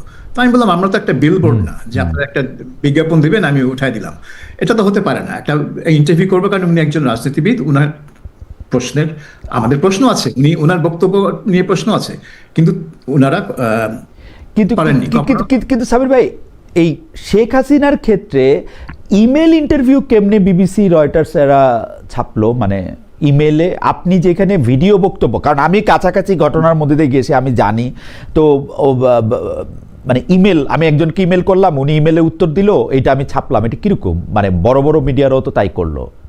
হ্যাঁ, সবাই করেছে, রয়টার্স করেছে, ফাইন্যান্সিয়াল টাইমস করেছে, বিবিসিও করেছে, যে যার মতো করেছে। তারপরে বিবিসিটাও ইমেল ইন্টারভিউ। হ্যাঁ, কারণ Sheikh Hasina face to face interview দেয়নি। এখন সমস্যা হয়ে গেছে যে, সমস্যা না, এটা হচ্ছে আওয়ামী লীগ একটা পিআর এজেন্সি নিয়োগ করেছে। তো পিআর এজেন্সির কাজ হচ্ছে তার ইন্টারভিউ, সাক্ষাৎকার জোগাড় করে দেওয়া, বিভিন্ন ইন্টারন্যাশনাল মিডিয়াতে প্লেসমেন্ট করা। তো তারা এবং পিআর এজেন্সি বুঝিয়েছে যে she cannot do face to face. কি কারণ দিয়েছে সেটা আমি জানি না, কিন্তু অবভিয়াসলি এই পিআর এজেন্সি তাদেরকে বলেছে ফেস টু ফেস দেওয়া সম্ভব না। একটা হতে পারে যে আইনের ব্যাপার, তার বিরুদ্ধে মামলা হয়েছে, তার বিচার চলছে, এইখানে উনি বেফাস কি কথা বলে দিবেন না দিবেন, কারণ শেখ হাসিনা আপনি জানেন যখন মুখোমুখি কথা বলবে তখন উনি তো আর মানে রেখে টেখে কথা বলেন না। রাইট। তো অথবা অথবা আমার এটাও মনে হয় যে ওনার কথা বলার অনুমতি আছে কিনা সেটা আমি জানি না, কারণ উনি ভারতে যাওয়ার পরে উনার মানে ভিডিও ছবিও আমি এখন পর্যন্ত দেখি নাই, মানে আমি জানি না, আমি জানি না মানে যে ওনার কথা বলার অনুমতিও আসে কিনা, কারণ দিল্লির মতো জায়গায় থাকলে কোনো একটা রাষ্ট্রপ্রধান, সরকার প্রধান ইন এক্সাইল, উনি তো সবার আগে যেটা করতেন একটা সংবাদ সম্মেলন করার চেষ্টা করতেন ইন্টারন্যাশনাল মিডিয়ারে দেখার জন্য, ওনার সেই অনুমতি আছে কিনা সেটা আমি মানে মজার ব্যাপার হচ্ছে নওফেল, যে প্রাক্তন মন্ত্রী নওফেল, তিনি কিন্তু দিল্লিতে বসে রাশিয়ান টেলিভিশন চ্যানেল RT তাদেরকে ফেস টু ফেস ইন্টারভিউ দিয়েছেন, সেখানে কিন্তু কোনো বাধা নেই। হ্যাঁ, শেখ হাসিনা ক্ষেত্রে বাধা না থাকলে আর কি আছে সেটা একটা খুবই কৌতূহলোদ্দীপক বিষয়, এবং আমি জানি না সেটা কি আছে সরকারের প্রেস। জি হ্যাঁ, আমার কেন জানি মনে হয় এটা PR এজেন্সি বা আইনজীবীদের পরামর্শ যে প্রশ্ন পাঠাক, আমরা উত্তরগুলো দেখে দিব যাতে কোনো ফাঁকফোকর না থাকে, কোনো আইনগত কোনো ফাঁকফোকর না থাকে। কারণ আপনি দেখবেন যে তার ইমেল উত্তরে কিন্তু সে আমেরিকাকেও দায়ী করেনি এই আন্দোলনের জন্য, বলছে না যুক্তরাষ্ট্র এর মধ্যে ছিল না, অথচ সে কতবার সে বলেছে এর আগে। হ্যাঁ, সো আইনগত ফাঁকফোকরের কথাটা যদি তাদের PR এজেন্সি বা তাদের লিগ্যাল যে কাউন্সিল তারা যদি দিয়ে থাকে, শেখ হাসিনার যে কণ্ঠগুলি আমরা শুনতে পাচ্ছি, তারা কি পরে ওগুলিকে AI বলবে যে তোমরা আগে করে দেখাও, তোমরা এটা করো সেটা করো, তার তো আমরা কণ্ঠ শুনতে পাচ্ছি, মানে এটা কিন্তু খুবই বিচিত্র, মানে আমরা দেয়ালের ওই পাশে থাকা একজনকে আমরা দেখতে পাচ্ছি না, ইমেল দিয়ে ইমেলে উত্তর নিয়ে সেটাকে শেখ হাসিনার সাক্ষাৎকার বলে প্রচার করতেছি, তার কণ্ঠটা থেকে আবার অনেক মানুষ শুনতেছে, মানে আমি ঠিক মানে এগুলি ঠিক অ্যাড আপ হচ্ছে না সাবির ভাই, মানে আমি জানি না যে এটা, কিন্তু সব আন্তর্জাতিক মিডিয়া কিন্তু অনেকেই করেছে এটা, AFP, রয়টার্স, না অনেকে, সেইটাই তো আমি সেটা তো আমি অবাকও হইলাম যে তারা কেউ যখন ইমেলে, সাবির ভাই আপনিও একটা বিভাগ অনেক বছর চালাইছেন, আমিও তো কিছুদিন কাজ করছি, মানে ইমেলে ইন্টারভিউ নেওয়ার আগে তো একজন রিপোর্টার ওই বাসার সামনে যাবে, তার চেষ্টা করবে, তারে কোথায় গিয়ে আটকাচ্ছে সেটা বলবে, এর কিছুই কিন্তু আমরা আন্তর্জাতিক মানে যারা শতগুণ শক্তিশালী আন্তর্জাতিক সংবাদ মাধ্যম তাদের কিছুই কিন্তু আমরা দেখতে পাচ্ছি না, মানে যেটা আমার জন্য খুবই মানে আমি আগে তারেক রহমান যদি বলতেন যে আমি সামনাসামনি ইন্টারভিউ দিব না, কি আপনি আমাকে প্রশ্ন পাঠান আমি ইমেলে জবাব দিব, আমি কিন্তু এটা নিতাম। আচ্ছা, কিন্তু আমাদের মাথায় কিন্তু সেটা খেলেনি যে তাকে ইমেল ইন্টারভিউ করবো, আমরা খালি চেয়ে যাচ্ছিলাম যে সামনাসামনি ইন্টারভিউ। না, উনি ইমেল না, উনি আরেকটা ফরম্যাটে, আমি যখন জার্মানিতে ছিলাম উনি আরেকটা ফরম্যাটে আরেকটা কাগজকে একটা ইন্টারভিউ দিচ্ছেন, সেটা ঠিক ইমেলে প্রশ্ন পাঠানোর পরেও না, ওনার কিছু উত্তরাবলী বা ওনার কথা উনি পাঠাই দিছিলেন, সেইটাকে ওনারা সাজায় নিছিল, তো ওইটা তো আরো একটু মানে হয়ে যাচ্ছে মানে হাওয়েভার সরকারের প্রেস অফিস, এই সরকারের প্রেস অফিস এবং আন্তর্জাতিক মিডিয়াকে মোকাবেলা ওই জায়গা থেকে যদি একটু বলেন যে তারা উদাহরণ হয়ে থাকবেন কিনা। এই সরকারের প্রেস অফিস তো বলতে গেলে একটা অভূতপূর্ব ঘটনা, কারণ বাংলাদেশে অতীতে কোনো প্রধানমন্ত্রী বা যে সবারই প্রেস টিম ছিল, কিন্তু কোনো প্রেস টিম এইভাবে কাজ করেনি যে তাদের হাতে সব তথ্য তাদের হাত দিয়ে যাচ্ছে এবং সরকারের সব তথ্য তারা মিটিং করে প্রেস কনফারেন্স করে মিডিয়াকে জানাচ্ছে, এবং প্রেস সচিব নিজে তখন বিভিন্ন বিষয়ে বিভিন্ন মতামত দিচ্ছেন এবং মাঝে মধ্যে বেশ বাজে ভাষায় তার মতামত দিচ্ছেন, যেমন তিনি যখন ইংরেজিতে লেখেন আওয়ামী লীগকে সবসময় BAL লেখেন, মানে বাল আর কি, তো এটা তো উনি জানেন উনি এটা কেন করছেন, উনি একটা গালি দিচ্ছেন আর কি। তো একজন সরকারি কর্মচারীকে এভাবে একটা রাজনৈতিক দলের বিরুদ্ধে গালি দেওয়াটা এটা মানে দৃষ্টিকটু বলা যেতে পারে, বাট তিনি সেটা করেছেন, আরো অনেক কিছু করেছেন। তো এত অ্যাক্টিভ প্রেস অফিস কিন্তু বাংলাদেশের ইতিহাসে আর কোনো প্রধানমন্ত্রী বা প্রেসিডেন্টের ছিল না, সেজন্য মানুষ এটাকে মানে দেখে একটা চমকপ্রদ হয়েছে এবং তিনি একজন মিডিয়া স্টার হয়ে গেছেন, নিজেই সেলিব্রিটি হয়ে গেছেন। সো ওইটা কতদূর কাজে দিয়েছে আমি বলবো যে উনি এই কাজটা করতে গিয়ে ওই স্পিন করতে গিয়ে, উনি বড় স্পিন ডক্টর, তো ওই স্পিন করতে গিয়ে এত বেশি স্পিন করে ফেলেছেন মাঝে মাঝে যে তার কথাবার্তার মানে সততা নিয়ে অনেকের মনে প্রশ্ন জন্মেছে, এবং তিনি যখন মতামত দিতেন বা বলতেন যে এটা হবে ওইটা হতে যাচ্ছে, অনেকেই সন্দেহ পোষণ করতেন যে এটা আদৌ হবে কিনা। যেরকম ব্রিটেনে এসে তিনি বলে বসলেন সাংবাদিকদের যে কিয়ার স্টারমারের সাথে এখনো দেখা হচ্ছে না, কারণ কিয়ার স্টারমার কানাডায় আছেন সম্ভবত। কিয়ার স্টারমার তখন লন্ডনে বসা, কানাডা যাওয়ার কোনো পরিকল্পনাই তার নেই সেই মানে দুই দিন যেদিন, কিন্তু তিনি বলে বসলেন। কেন বলতে গেলেন ব্রিটিশ প্রধানমন্ত্রী কোথায় আছেন সেটা বাংলাদেশের সরকারের প্রেস সচিব কেন বলতে যাবে? এটা তো বলবে ডাউনিং স্ট্রিটের যে Right. স্পোকসম্যান। এবং প্রফেসর ইউনূসের বাড়িয়ে প্রতিটা বিদেশ সফর, আমি যদি বলি অধিকাংশ বিদেশ সফরের কারণ সম্পর্কে আমাদের সরকার, আমাদের প্রেস, আপনি ভালো বলতে পারবেন যে মানে ওনারা খুবই লুকাইছেন কিছু ক্ষেত্রে সেটাকে আরো মানে যতটা না তার চেয়ে অনেক গুণ বেশি ফুলায় ফাঁপায় তারা দেখাইতে চাইছেন। স্পিনিং, মানে জি। ওদের কাজই ছিল স্পিন করা। সরকার যদি সাফল্য 10 হয় তারা ওনারা এটাকে স্পিন করে 100 দেখাতো, বা যদি এটা ব্যর্থতা হয় সেটাকে সামহাও একটা স্পিন করে দেখাতো যে না ওইটা আসলে আমাদের উদ্দেশ্য ছিলই না। হ্যাঁ, কি স্টারমারের সাথে দেখা করার কোনো প্ল্যানই ছিল না আমাদের। কে কি স্টারমার? হ্যাঁ, তো কিন্তু দেখা হয়ে গেলে বলতো যে মানে প্রফেসর ইউনূসকে সাক্ষাৎ করার জন্য বিশ্ব নেতারা দাঁড়িয়ে আছেন।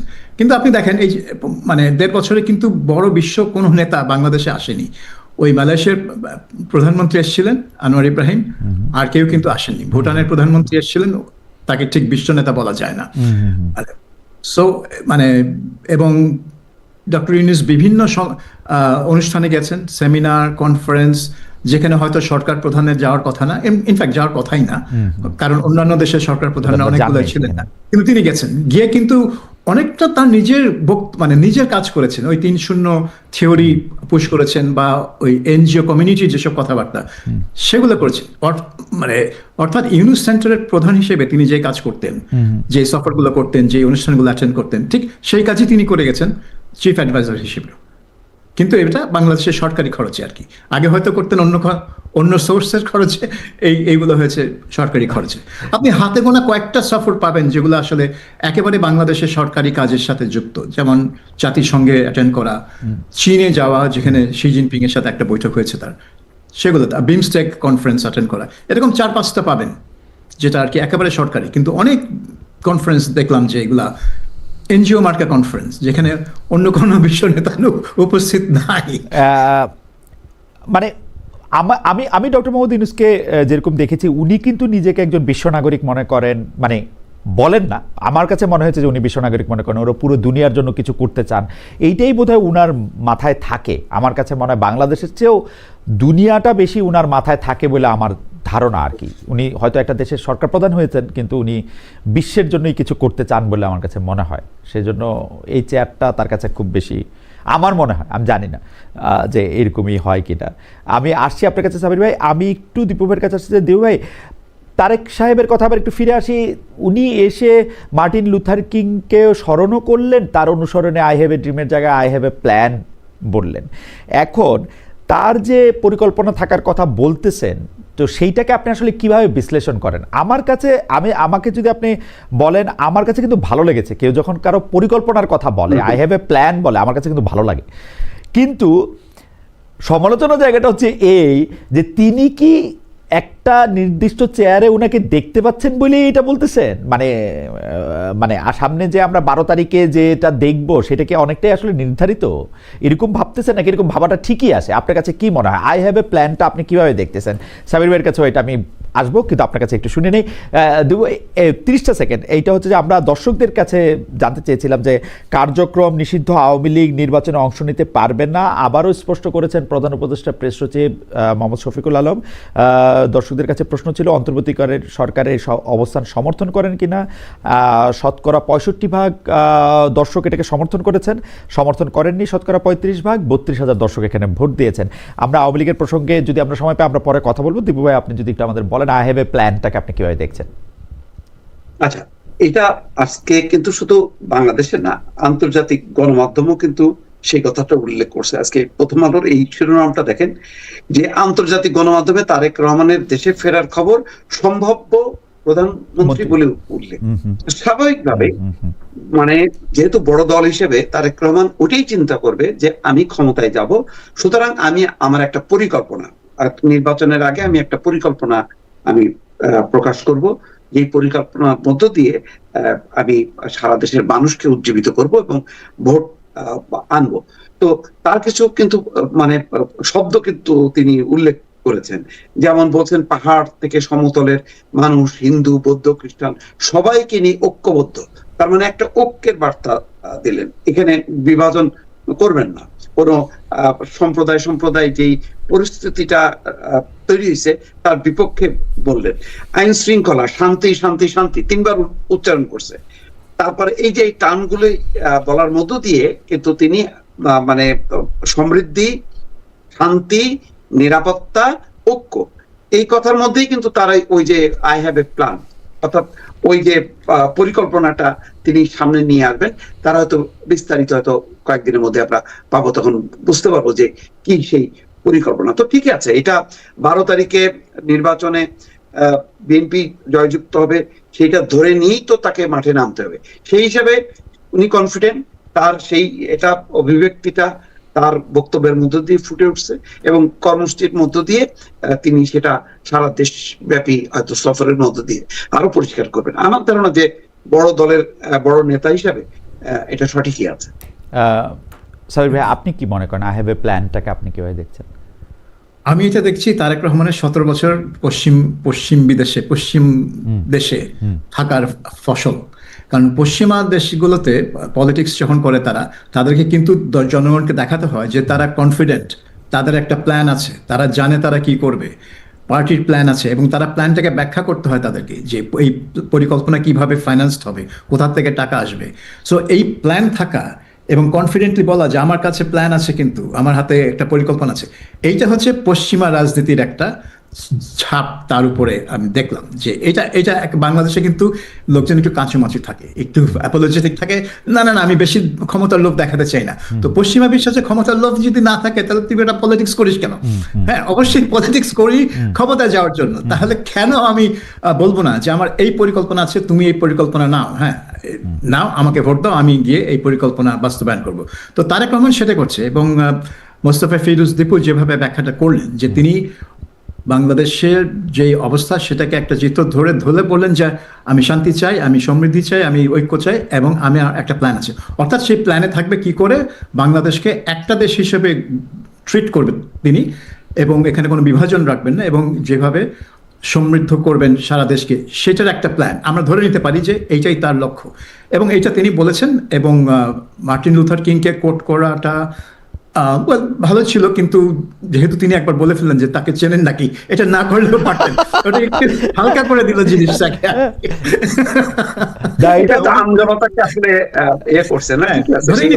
ধরে নেওয়া উচিত ছিল যে সবাই চেনে, মার্টিন লুথার কিংকে চিনবে না কেন? So I have a dream. যে অডিয়েন্সের সামনে তিনি বলছেন সেই অডিয়েন্স অনেকেই আমাদের মধ্যে নাম না, এটা সাবির ভাই, আমি আমাদের বিশ্ববিদ্যালয়ের শিক্ষকদের মধ্যে এটা দেখেছি। আমরা মাস্টার্স করতে করতে আমাদেরকে যখন রেমন্ড উইলিয়ামস পড়ানো হচ্ছে, লং রেভলিউশন, আমরা অনেকেই হয়তো সেটা আগে পড়ছি, কিন্তু আমাদের স্যাররা খুব ইন্ট্রোডাকশনের মতো করে আমাদেরকে জানতে চাইতো যে তোমরা কি রেমন্ড উইলিয়ামসের নাম শুনেছো, ওরকম মনে হয় আর কি আমার, যে এটা হয়তো তিনি যখন বললেন মার্টিন লুথার কিং এর কথা, তারপর হয়তো দেখলেন সামনের সারি দর্শকরা অবাক হয়ে তাকায় আছে তার দিকে, তখন ওনার লক্ষ্য হয়তো পিছনের সারি দর্শকরা ছিল। আমি আজকে এই প্রসঙ্গটা আমি আসলে সাবির ভাইকে দিয়ে শুরু করতে চাই, দীপু ভাইয়ের কাছে একটু পরে আসতে চাই। সাবির ভাই, এই যে আওয়ামী লীগের নির্বাচন থেকে পেছনে রাখা, যেখানে আমাদের দর্শকরাও শতকরা 65% মনে করছে যে ঠিকই আছে, তাদেরকে নির্বাচনের বাইরেই রাখতে হবে, জনাব শফিকুল আলমের এই দাবির সঙ্গে ঠিক আছে না, এটার প্রসঙ্গে আপনি আসলে কি মনে করেন? আওয়ামী লীগের পাশাপাশি আরও কিছু দল নিষিদ্ধ করা উচিত কিনা, যেমন জাতীয় পার্টি, তারপর হচ্ছে সিপিবির কথাও একবার হয়েছে, পরে আবার সিপিবিকে বাদ দেওয়া হচ্ছে। আপনি এইটার প্রসঙ্গে আপনি কি বলেন? আমরা দীপু ভাইকে এরপরে আপনার শুনতে চাই। আমার মতে বাংলাদেশে কোনো দলকেই নিষিদ্ধ করা উচিত না, কোনো দলকেই নির্বাচনের বাইরে রাখা উচিত না, কারণ আলটিমেটলি পাবলিক ডিসাইড করবে। আমরা তো সবসময় বলি জনগণই সবকিছু সিদ্ধান্ত দিবে, তো জনগণ সিদ্ধান্তটা দিবে কিভাবে? তার দেওয়ার রাস্তা একটা, সেটা হচ্ছে ভোট।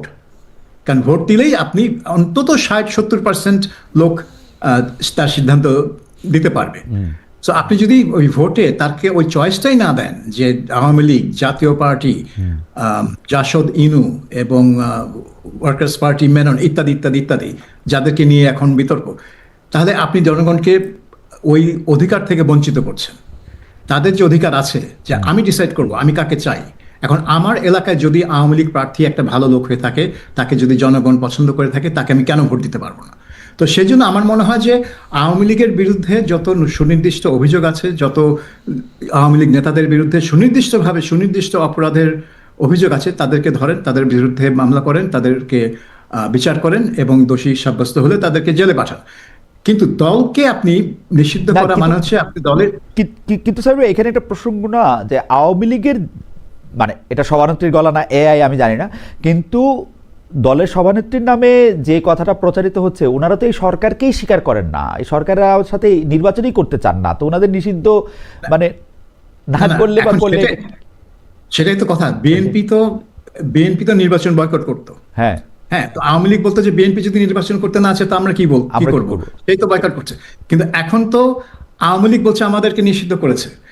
সরকার যদি বলে যে নিষেধাজ্ঞা তুলে নিলাম, তাদের নিবন্ধন রেস্টোর করলাম, নৌকা মার্কা নিয়ে ইলেকশন করেন, তখন যদি তারা করতে না চায় তাহলে তো দোষটা কার হবে? এটা তো সরকারের হবে না, এটা তো Right. আওয়ামী লীগের হবে। তো আমার মনে হয় যে সরকারের এই চালটা ভুল, এটা ঠিক না। এবং আওয়ামী লীগের যদি ভরাডুবি হয় ইলেকশনে, সেই ভরাডুবি থেকে তাদেরকে রিকভার করতে 50 বছর লাগবে। কিন্তু এখন কিন্তু আওয়ামী লীগ আস্তে আস্তে একটা ভিকটিম সেজে যাচ্ছে, যে আমাদেরকে নিপীড়ন করা হচ্ছে, আমাদেরকে নিষিদ্ধ করা হচ্ছে। আমরা আন্ডারগ্রাউন্ডে চলে গেছি। জাস্ট একটু দ্রুত প্রশ্ন, অনেকে যে বলতেছে যে দল হিসাবে আওয়ামী লীগের কিছু পাপ রয়েছে, কারণ তারা দলের মানে এই যে 3টা নির্বাচন বাজাই করে করা, আইন শৃঙ্খলা পরিস্থিতি যে গুম করা, খুন করা, মানুষকে এগুলি করা, অত্যাচার করা, দল হিসেবে তো তারা কোনো প্রতিবাদ করেনি, তাদের কি দল হিসেবে কোনো শাস্তি হবে না? এটাও একটা প্রশ্ন মানুষের মনে। না, দল হিসেবে তো প্রতিবাদ করেনি। এখন আপনি বলেন যখন র্যাব গঠন করলো খালেদা জিয়া 2004 সালে, এবং র্যাব একের পর এক বিচার বহির্ভূত হত্যাকাণ্ড চালায় গেল, দল হিসেবে কি বিএনপি প্রতিবাদ করেছে? করেনি। কারণ কি? এটা সরকারের সিদ্ধান্ত, বিএনপি সরকারে করেনি। তার জন্য তো বিএনপিকে দল হিসেবে তো বিচার করা যায় না। ওই শেখ খালেদা জিয়ার আমলে যে 104 মনে হয় লোককে মারা হয়েছিল র্যাবের অভিযানে, ক্রস ফায়ার, তো সেগুলোর জন্য তো কারো বিচার হয়নি, তো দলের বিচার হবে কেন? কিন্তু এখন কেন শুধু একটা দলের বিচারের প্রসঙ্গ উঠেছে? আপনি অনেক হত্যাকাণ্ডের তথ্য পেয়েছেন, আপনি জানেন যে কারা এর মধ্যে ইনভলভ ছিল, কারা হয়তো আদেশ দিয়েছিল। আপনি সেই প্রমাণ ধরে অভিযুক্তদের বিরুদ্ধে মামলা করেন, তাদেরকে বিচার করেন। সেটা না করে আপনি দলকে নিষিদ্ধ করছেন, দলকে ইলেকশন করতে দেবেন না। কিন্তু এইটা তো একটা সমস্যাকে জিয়ে রাখছে, এবং এইটার বিস্ফোরণটা যখন হবে তখন তো এটা যারা ক্ষমতা থাকবে, ইউনুস তো থাকবেন না, কিন্তু যারা ক্ষমতা থাকবে তাদের অনুকূলে জিনিসটা যাবে না। সেজন্য আমার মনে হয় দীর্ঘমেয়াদী স্থিতিশীলতার জন্য কোনো দলকে নিষিদ্ধ করা উচিত না। পাবলিক বেছে নেই, পাবলিক মুসলিম লীগকে ধ্বংস করতে দেয়। আমি মনে করি যে আওয়ামী লীগের নেতৃবৃন্দ বা যারা ক্ষমতায় ছিলেন তাদের কারণে কিন্তু আওয়ামী লীগের যারা সাধারণ সমর্থক তারা সবচেয়ে বেশি কষ্ট পাওয়ার কথা, কারণ তাদেরকে ছেড়ে তাদের নেত্রীরা চলে গেছেন বিদেশে, তারাই তো এখন মজলুম, যদি মজলুম হন, এবং তাদের নেতা নেত্রীর কারণে যারা এখন বিদেশে আরাম করে আছেন। যাই হোক, আমি একটু দীপু ভাই আপনার মন্তব্য একটু শুনতে চাই আওয়ামী লীগ বা অন্যান্য রাজনৈতিক দলের নিষিদ্ধর প্রশ্নটা যেটা আমরা দর্শকদের করেছিলাম সেটার ব্যাপারে আপনার মন্তব্য। না, অন্যান্য দলের ব্যাপারটা আলাদা, অন্যান্য দলকে এখানে যুক্ত করাই ঠিক না। কিন্তু আওয়ামী লীগের ব্যাপারে আমার একটা অবজারভেশন আছে, সেটা হলো যে আওয়ামী লীগ যে ঘটনায় মানে ক্ষমতাচ্যুত হলো বা পতন ঘটলো, এটা কিন্তু শুধুমাত্র গণহত্যা আছে, দুর্নীতি আছে, এই কারণে তাদেরকে নিষিদ্ধ, বিষয়টা তা না। ধরেন মুক্তিযুদ্ধের পরে আপনি জামাত ইসলাম মানে নির্বাচন, আচ্ছা ঠিক আছে, জামাত ইসলাম যুদ্ধাপরাধ করছে, তা ঠিক আছে, আচ্ছা তারাও নির্বাচনে অংশগ্রহণ ভাই 10টা সেকেন্ড আমি একটু সাবির ভাইয়ের বক্তব্যের প্রেক্ষিতে, আমাদের একজন দর্শক, ওনার নাম শফিউল কালাম সজীব, উনি বলছেন যে সরি সোহেল আহমেদ, ওনার নাম সোহেল আহমেদ, উনি বলছেন যে দল হিসেবে বিচার করা জরুরি। তারা দল হিসেবে 3টি নির্বাচন অবৈধভাবে নিজ নৈতিকতা ছাড়া করেছে। যদি ভালো নির্বাচন হতো তাহলে দলের বিচার আসতো না। ক্রস ফায়ার এক জিনিস আর নির্বাচন আরেক জিনিস। আমরা যখন সাবির ভাইয়ের কাছে ফিরবো, সাবির ভাই নিশ্চয়ই এটা হয়তো একটু দেখবেন। দিদি ভাই আপনি বলছিলেন ক্রস ফায়ার, এই অ্যারেঞ্জমেন্টটা আওয়ামী লীগের সঙ্গে আওয়ামী লীগ নিজে একটা সমাধান দিতে পারতো, যদি নেতৃত্ব তারা ছেড়ে দিয়ে একটা অন্য নেতৃত্বের হাতে যদি দিত, তাহলে হয়তো মানুষ মনে করতো যে না ঠিক আছে, আওয়ামী লীগের মধ্যে মনে হয় বোধোদয় হয়েছে, ঠিক আছে এই আওয়ামী লীগকে সুযোগ দেওয়া হোক।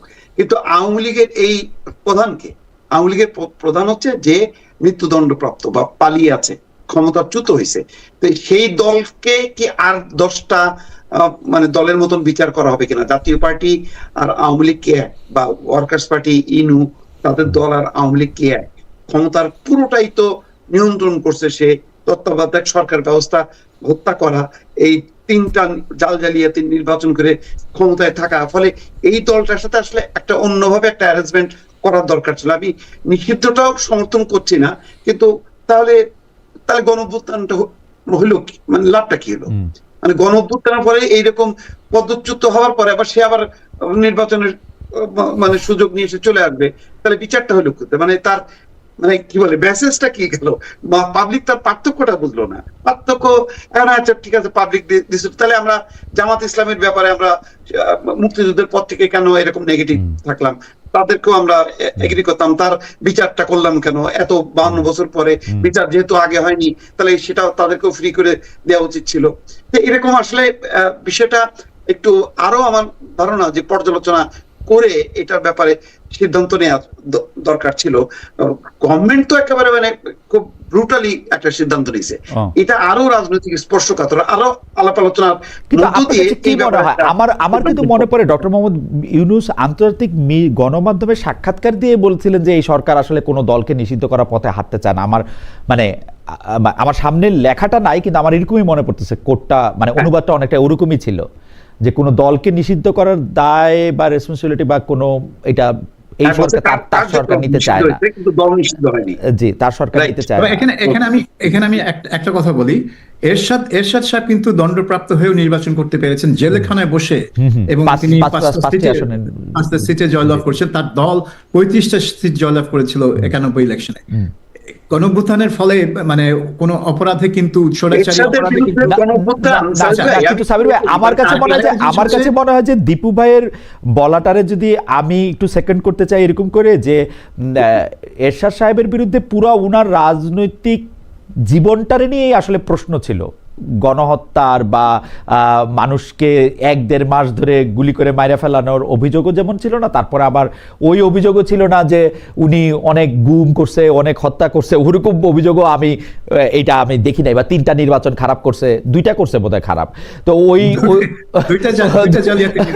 2টা বোধহয় খারাপ করছে। তো মনে হয় যে 2টা এরশাদ বিচার মানে আইন বহির্ভূত ভাবে ক্ষমতা দখল করছে,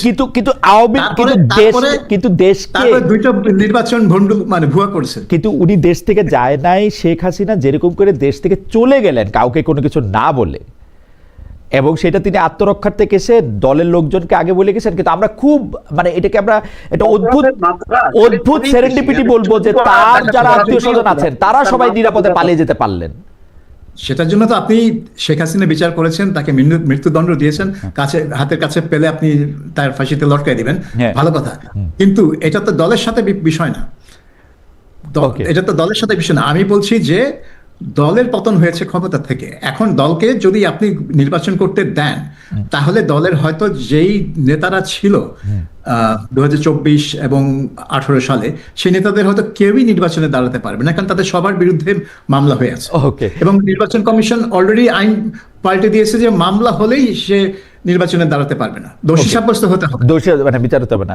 এটা ওই দলেরও একটা রেসপন্সিবিলিটির ব্যাপার ছিল যে ওই দলও যদি এই বিষয়টা বুঝে যদি আরেকটা যদি দলের নেতৃত্ব এইরকম ঘটনায় কিন্তু অনেকের নেতৃত্ব ছেড়ে দেয়, কিন্তু আওয়ামী লীগ কিন্তু মনে করে না, সে মনেই করে না যেটা সে মনে করে যে এটা কনস্পিরেসি হয়েছে, ষড়যন্ত্র হয়েছে। ষড়যন্ত্রের মধ্য দিয়ে যে সরকার আসে, সেই সরকারের নির্বাচনে তার অংশগ্রহণের দরকারটাই বাকি, মানে পাল্টা প্রশ্ন তো তোলা যায়। এটা জামাতের মতো, জামাত আজও স্বীকার করে না যে তারা 71-এ আমি একটা দর্শকের মন্তব্য করি আর একটু ছোট করে একটা প্রসঙ্গ আনি আর কি। দর্শক উনি মন্তব্য করেছেন, মোহাম্মদ আতিকুল্লাহ, উনি মন্তব্য করেছেন, সাবির মুস্তফা সত্যিকারের একজন নিরপেক্ষ সাংবাদিক। ভাই খালেদ, আপনাকে নিরপেক্ষ মনে হয় না, আপনি যখন ডিডব্লিউতে ছিলেন তখন মনে হতো নিরপেক্ষ। যাই হোক, আমি ডিডব্লিউর প্রসঙ্গ ধরে আমি একটু বলি যে সজীব ওয়াজেদ জয় কিন্তু 5 আগস্টের পরপর ডিডব্লিউতে একটা ইন্টারভিউ দিয়েছিলেন। সেই ইন্টারভিউতে তিনি বলেছিলেন, না ডিডব্লিউর ইন্টারভিউতে নাকি তার আরেকটা ইন্টারভিউতে, আমি এই মুহূর্তে ভুলে গেলাম, যে তিনি কিন্তু সেখানে বলেছিলেন যে তারা রাজনীতিতে করবেন না, তার মা আসলে এখন আর রাজনীতি থেকে দূরে থাকবেন, আওয়ামী লীগের কী হবে, বাংলাদেশে কী হবে তারা তা জানেন না। যেটা দীপু ভাই বলতেছেন যে এরকম একটা, এটা তো এক ধরনের ডিফিটটাকে কনসিড করা, এইটা থেকে কেন মানে আওয়ামী লীগ বাইরে হয়ে আসলো, বা আওয়ামী লীগ কেন এটা স্বীকার করে না যে এটা তার নেতৃত্বের পরাজয়? এইটা কি মনে হয়, এটা যদি আপনি একটু বলতেন সাবির ভাই, যে এইটা কি মনে হয়? যেটা খুব ইন্টারেস্টিং, কয়েক মাস আগে আমি লন্ডনে কয়েকজন ফর্মার আওয়ামী লীগ মন্ত্রী এমপির সাথে মানে দেখা হয়েছিল লন্ডনে। এরা সব কিন্তু এখানে মানে পলাতক ছিলেন, এবং তাদেরকে কিন্তু আমি ওই কথাটাই বলেছিলাম যে আপনারা এই 15 বছর কিন্তু ধারাবাহিকভাবে ভুল সিদ্ধান্ত দিয়েছেন, এবং প্রতিটা ভুল সিদ্ধান্তের জন্য পাবলিক কিন্তু আপনাদের উপর ক্ষিপ্ত হয়েছে, এবং সেই ক্ষোভটা তারা পুষেছে। ওইটা তারা বহিঃপ্রকাশ করতে পারেনি, কারণ নির্বাচন আপনারা ভণ্ডুল করে দিয়েছেন। এই ক্ষোভ ইউজুয়ালি মানে বহিঃপ্রকাশ ঘটে ভোটে, কিন্তু আপনি তাদেরকে ভোট দিতে দিচ্ছেন না, আপনি তত্ত্বাবধায়ক সরকার বাতিল করে দিচ্ছেন। ক্ষোভটা পঞ্জীভূত হতে হতে 24 সালে সেই বিস্ফোরণটা হলো। এখন আপনাদের তো উচিত এই যে আপনারা যে এত ভুল করেছেন মানে সেগুলোকে অ্যাকনোলেজ করে। আপনারা শুধু ওই 24-এ অমুকে ষড়যন্ত্র করেছে, আমেরিকা, জামাত, হ্যান ত্যান, এগুলো বলে লাভ নাই তো, কারণ এটা তো ধারাবাহিকভাবে ঘটনাটা ঘটেছে। কিন্তু তারা এটা একেবারেই মানতে নারাজ। আমি বললাম আপনারা দয়া করে একটা ইয়ে করুন, আত্মসমালোচনার পথ নিন, আপনারা খতিয়ে দেখুন আপনারা কি কোথায় কোথায় ভুল করেছেন, কেন করেছেন, এবং পাবলিক এটাকে মানে কি মনে করলো। তারপরে না আপনারা বুঝবেন যে এখন পাবলিকের কাছে আপনাদের মাপ চাইতে হবে কি হবে না, তখন বলবেন। কিন্তু আপনারা আগেই বলে বসলেন যেটা ষড়যন্ত্র, আমি কেন মাপ চাইবো, তাহলে তো পাবলিক আপনাদের কথা শুনবে না, কেউ শুনবে না আপনাদের কথা। আপনার বক্তব্যের একদম ইকো করতেছেন একজন দর্শক, অনেকগুলি মতামত উনি পেটেছেন, তো ওনার নামটা আমি পড়তে পারতেছি না। উনি বলতেছেন যে আপনি সাধারণ কোনো আওয়ামী কর্মীদেরও যদি জিজ্ঞেস করেন শেখ হাসিনা ঠিক না ভুল, তারা কোনোদিন ভুল বলবে না, এদের সবার মোটিভ একই, যদিও বিএনপির ক্ষেত্রে এটি প্রযোজ্য। মানে তারা এই ভুলটার স্বীকার করার ক্ষেত্রে তাদের এই সাবির ভাই শেষ করলে আমরা আবার একটু দীপু ভাইয়ের কাছে একটু শুনি। যেমন ধরুন জামাত এখনো ভুল স্বীকার করে না। তারেক রহমানের ইন্টারভিউ যেটা বিবিসি বাংলা দিল 2 পর্বে 40 মিনিট আর 36 মিনিট না কত মিনিট দীর্ঘ ইন্টারভিউ, কোন জায়গায় সে বলেনি যে সে মানে তার আমলে 2001 থেকে 6 বিএনপি আমলে কোনো ভুল হয়েছে। বলেছে যে আমরা আমাদের অতীত থেকে শিক্ষা নিব, শিক্ষা নিয়ে নিজেকে ইমপ্রুভ করব, কিন্তু ভুল করেছি সেই জন্য আমরা ক্ষমা প্রার্থী, নাথিং। সো বাংলাদেশের পলিটিশিয়ানরা মনে করে এটলিস্ট এটা তো বলতে পারতো যে জামাতকে সাথে নিয়ে সরকার করা ভুল হয়েছে, এই ভুল আর করবো না, এইটাও বলে না। হ্যাঁ, এটা ঠিকই। তারা মনে করে এটা দুর্বলতা, ভুল স্বীকার করা হচ্ছে একটা দুর্বলতা প্রকাশ করা। এমনকি তারা কোনো মন্ত্রীকে তারা ইয়ে করে না, মানে স্যাক করে না। যে মন্ত্রী টোটালি ফেলিওর, এই যে জাহাঙ্গীর সাহেব, biggest failure in Yunus government. না যে খোদাবক্স সাহেবকে করছে, খোদাবক্স হয়ে গেলেন, খরচের খাতা চলে গেল। সো এইটাও তারা করতে চান না। অ্যাবসলিউটলি। দীপু ভাই, আপনি যদি কোনো কিছু বলতেন, মানে এই প্রসঙ্গে আপনি বলতেছিলেন যে মানে কেন আওয়ামী লীগের নেতৃত্বের ভুল স্বীকার প্রসঙ্গে এইটা মানে তাদের সেই মানে অন্তত ঠিক আছে, মানে আওয়ামী লীগের এত বড় একটা বিপর্যয়, আপনি পার্সোনালি কথা বলেন, দেখবেন যে সবাই বলে যে হ্যাঁ আমাদের তো এটা চরম ভুল হয়েছে, বিএনপি কে এইভাবে করে এই শক্তিটাকেও ধ্বংস করে দিয়ে এই যে এখন ফ্যানাটিজমের উদ্ভব ঘটলো, এটা আমাদের দায় আছে, পার্সোনালি বলবে, কিন্তু সম্মিলিতভাবে স্বীকার করবে না। তাহলে এই অস্বীকার করে তাহলে কি রাজনীতিতে আসবে, কি আবার নতুন করে আসবে, কি তারা আশা ভরসার জায়গায়। হ্যাঁ, তারা হয়তো বড় ধরনের ব্যর্থতার কারণেই কিন্তু এখন আওয়ামী লীগের জনপ্রিয়তাটা বাড়ছে, এটা সত্য। এবং নির্বাচনে যদি তারা পার্টিসিপেট করে, তাহলে যদি আমি ধরে নিচ্ছি যদি পার্টিসিপেট করতে পারতো, তাহলে কিন্তু তারা সেকেন্ড পজিশনে চলে আসতো এবং দেখা যেত যে লড়াইটা হয়তো আসলে আওয়ামী লীগ আর বিএনপির মধ্যে, এটাও সত্য, আমি মানি। কিন্তু মানে সেটা তো পাবলিক হয়তো মানে গত 1-1.5 বছরে এই ব্যর্থতার কারণে তাদের মধ্যে একটা ক্ষোভের কারণে মনে করছে দূর আওয়ামী লীগ তো ভালো ছিল, এখন তো আরো খারাপ অবস্থা, সেইটা একটা পারসেপশন। কিন্তু আমরা যদি রাজনীতিটা বিশ্লেষণ করি, তাহলে তো এটা বড় ডিজাস্টার যে এত বড় একটা চোখের সামনে গুম খুন 15 বছরের এই ধরনের শাসনের পরও আওয়ামী লীগ একটা লাইন বলে না, একটা শব্দ উচ্চারণ করে না যে আমরা একটা চরম ভুল করছি বা আমাদের এই নির্বাচনগুলি এই জালিয়াতি মানে এটা ঠিক হয়নি। তাহলে এখন যে নির্বাচনটা হচ্ছে এটা তো দলীয় সরকারের অধীনে না, এটা অন্তর্বর্তী সরকারের অধীনে, তাহলে এটা কি মেনে নিবে? এখন তত্ত্বাবধায়ক সরকার ব্যবস্থা যদি ইন্ট্রোডিউস হয়, তাহলে তার অধীনে কে তারা নির্বাচন করবে? আগে তো বলছে না তত্ত্বাবধায়ক সরকার নাকি সবচেয়ে খারাপ জিনিস, এটা একেবারে অসাংবিধানিক, এর ভিতরেই যাওয়া হবে। তাহলে এখন তারা যাবে বা নির্বাচন করতে চায় তত্ত্বাবধায়ক সরকারের অধীনে, কোনো যুক্তি তো থাকলো না। আমরা শেষ প্রশ্ন, কিন্তু এই প্রশ্নটা আসলে আপনাদের দুজনের কাছে একটা ক্রিস্টাল বল থাকার প্রয়োজন হবে। আমার মনে হয় যে একটা ক্রিস্টাল বল হয়তো আছে সাবির ভাইয়ের কাছে এবং দীপু ভাইয়ের কাছেও একটা আছে। 3টা প্রশ্ন। দীপু ভাই, নির্বাচন ঠিক সময়, সাবির ভাই নির্বাচন ঠিক সময় হবে কিনা, অর্থাৎ ঘোষিত 12ই ফেব্রুয়ারি নির্বাচন সুষ্ঠু হবে কিনা, সুষ্ঠু মানে যতটা সুষ্ঠু, মানে আমরা তো আসলে রাতের ভোট, অমুক ভোট তমুক ভোট দেখি, ওর কাছাকাছি কিছু হবে কিনা, এবং কে বিজয়ী হবে? সাবির ভাই। প্রথম প্রশ্ন, হ্যাঁ আমার মনে হয় 12 তারিখে ফেব্রুয়ারি 12 তারিখে ইলেকশনটা হবে, যেহেতু এখন তারেক রহমান দেশে ফিরে এসছে, এখন আর কোনো এটাকে পেছানোর কোনো অজুহাত আর থাকবে না।